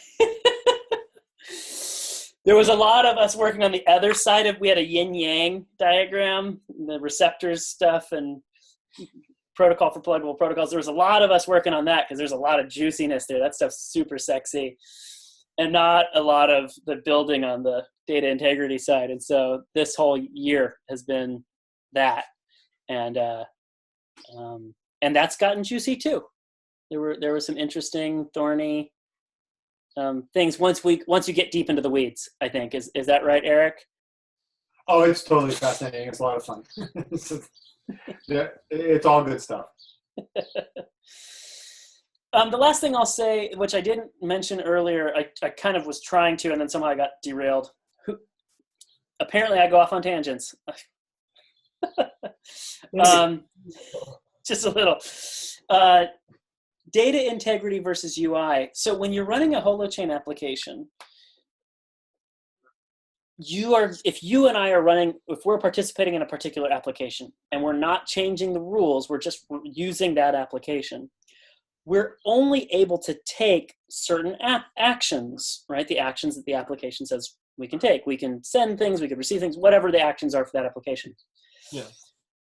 But you can decide that you want to see different things than I see.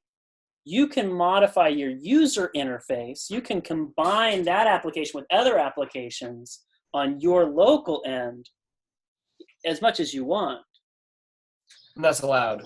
That's totally allowed, right? That's the parts that the Holochain stuff is checking for are the kinds of messages you're trying to send the right kinds of messages, and are you doing the things you're supposed to be doing in order to send those messages, take those actions, etc.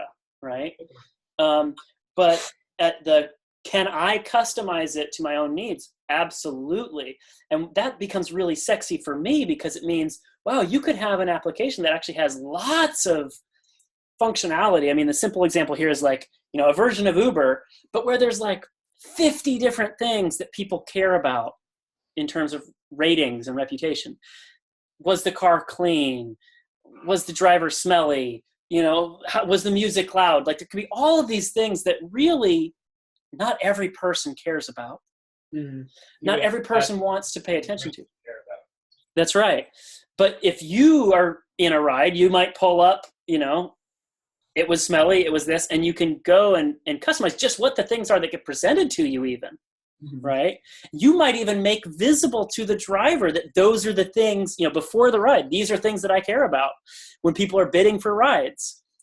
A company like Uber generally tries to come to a single standardized experience for all of its users, right? They create a one-size-fits-all experience because it simplifies the process. But an ecosystem of users can have a diverse set of signals, and different ones will pay attention to different signals. And so when you're looking something up, you might only care about, is it cheap, is it close? Whereas I may be paying much more attention to, does it smell nice, is it clean? Because I'm taking a date out and I don't want it to be, somebody's car. Uber's way of dealing with that is making it so that any driver that's operating outside of their specifications is booted, right? But they also are not able to create the sensing, the signaling that can enable the sense making, the decision making, the action taking by the actors. Whereas in a holochain system, you could have all of that diversity and yet have all that complexity hidden from the users that are not interested in the details that are irrelevant to them. And that would be using different, technically different holochain applications, just all taking the information from them and combining them in the same. That could be all one application. That could be one application where you ignore most of the feedback, right? You're only paying attention to certain things. It could be like that right now, though, also. No. Uber does not allow you to rate smell. You could write a review about smell, but they don't have 5 stars for smell. But they don't have 5 stars for sound. They have 5 stars, period. One size fits all, right? And so no, that's not possible today, at least not in a way where that stuff could be distilled, right? There's one thing to have written reviews that you have to go through and read. It's another to have this person satisfies the criteria. I need somebody who's going to show up above a 4.5 on all of these different things I care about. That can be automated. If I'm using a distributed holochain version of Uber, then I just add in smell.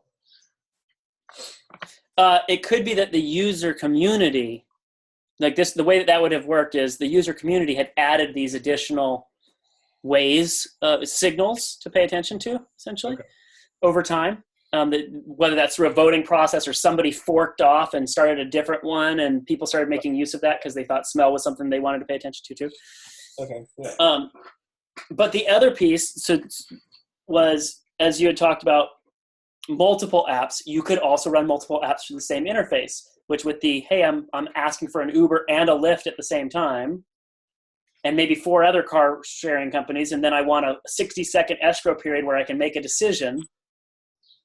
And when I get that decision made, I go, this one, and the others all drop away.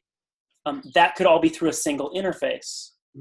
Now, one of the things that's interesting about this is that when you move to this other way of thinking about it, where you've got these little bits of DNA that define the small social process, then you can flip from the centralized one company is solving the whole problem to having it be composed, and lots of different solutions are your composable bit.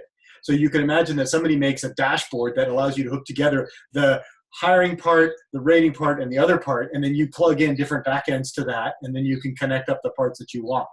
And that's the one of the goals, or one of the, this to me goes back to that original question of what's necessary to make the collective intelligence happen at this high level. Well, one of the things that's necessary is to not have these silos of all the decision making in one place, and have the collective intelligence where you can assemble the parts at the edges for the person who's actually making those decisions. Okay, so what I got from that was you can have kind of, you can have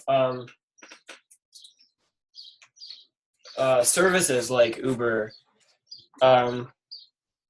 sort of, instead of being controlled by one company, you can have them evolve in a way that's closer to natural evolution. Like a forest. By having basically just anybody make changes which are kind of intelligent mutations, and then having people follow whichever changes they like best. Props. That's exactly the point. And you can't do that right now because it's all locked inside one central thing that's all being driven by corporate profit. Okay. And when somebody makes a change that other people are like, wow, that's an awesome change, they go, ooh, I'm going to make use of that awesome change. And then the more people join that, the more it becomes sort of the, maybe even like the main thing that people use. Right. More people use that, and someone makes a change off that in the same way that, and they're just the barriers to evolution get dropped immensely by being able to have composability. You can like implement basically natural selection into apps. Exactly. Which is completely impossible right now. And this is so cool because people like you who are like I really want this beautiful, beautiful user interface. And I need this little part to be connected up to it because you need to actually have ratings for this or something. We'll be able to be like in the core of creating like the compositions in these app spaces that really, really satisfy the needs. It's like, that's what I'm really excited about, that being enabled. Yeah, and you had talked, Will, about natural selection. My view on natural selection is usually that focuses on the selection part. But the other part is the generation part, right? And that this actually enables that generation from which there can be the selection. Right. It's cool that, like, so the idea of natural selection in nature is that all the actual changes are random, are just mutations. But it's cool that this suggests what I don't know, intelligent mutations. I kind of like that term, that like it's not. It's just someone changing something, but people call that. Yeah. Right. It's conscious evolution or intentional evolution, or it's. I actually, what I'm more excited about is creative evolution, right? Where it's playful and creative because you're like, oh, this is cool. Let's create this and play in that space. Like the music that gets turned into visuals type stuff. Yeah. And the other thing that shows up for me there is that one of the things that enables humans to do that sort of conscious evolution so well is our capacity for analogous reasoning, for being able to see a pattern over here and go, ooh, that's really interesting. Oh, that was so useful over there. What if we borrowed that pattern and we tried it here? Mm-hmm. And to be able to have some prediction about, in that context, it looks like it does this. It serves this role. And this context seems kind of similar, but in a different way. Let's take that pattern and apply it here. And so you can, even before the thing has started, you can have some hunch about what the effect might be, which enables you to do. Einstein, I think one of his things he's credited with is describing creativity as essentially being the bridge between contexts, right? Being able to witness something in one context and go and apply it in another, to be able to invent, essentially.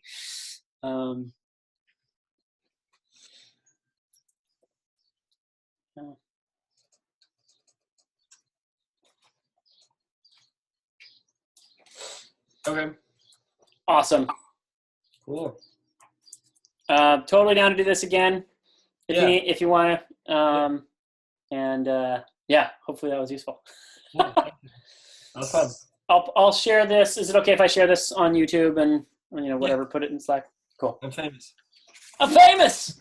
I could even scan my somewhat intelligible notes if that. Yeah, that'd be cool. Will does great note taking. Actually, Will, can you share them on the screen right now? Can you hold them up? They're on paper, yeah. So. All right, so here, give me 1 second. Let me make your screen bigger. No. How do I make this speaker view? There we go. It's a little blurry. Sense, interpret, collective intelligence body. Here's another one. Cool. Yeah. A little more, but yeah. I don't know. I'll put them I'll put them next to wherever you put this. That sounds good. Awesome. Bye, gang. Thank you. Thank you. See ya.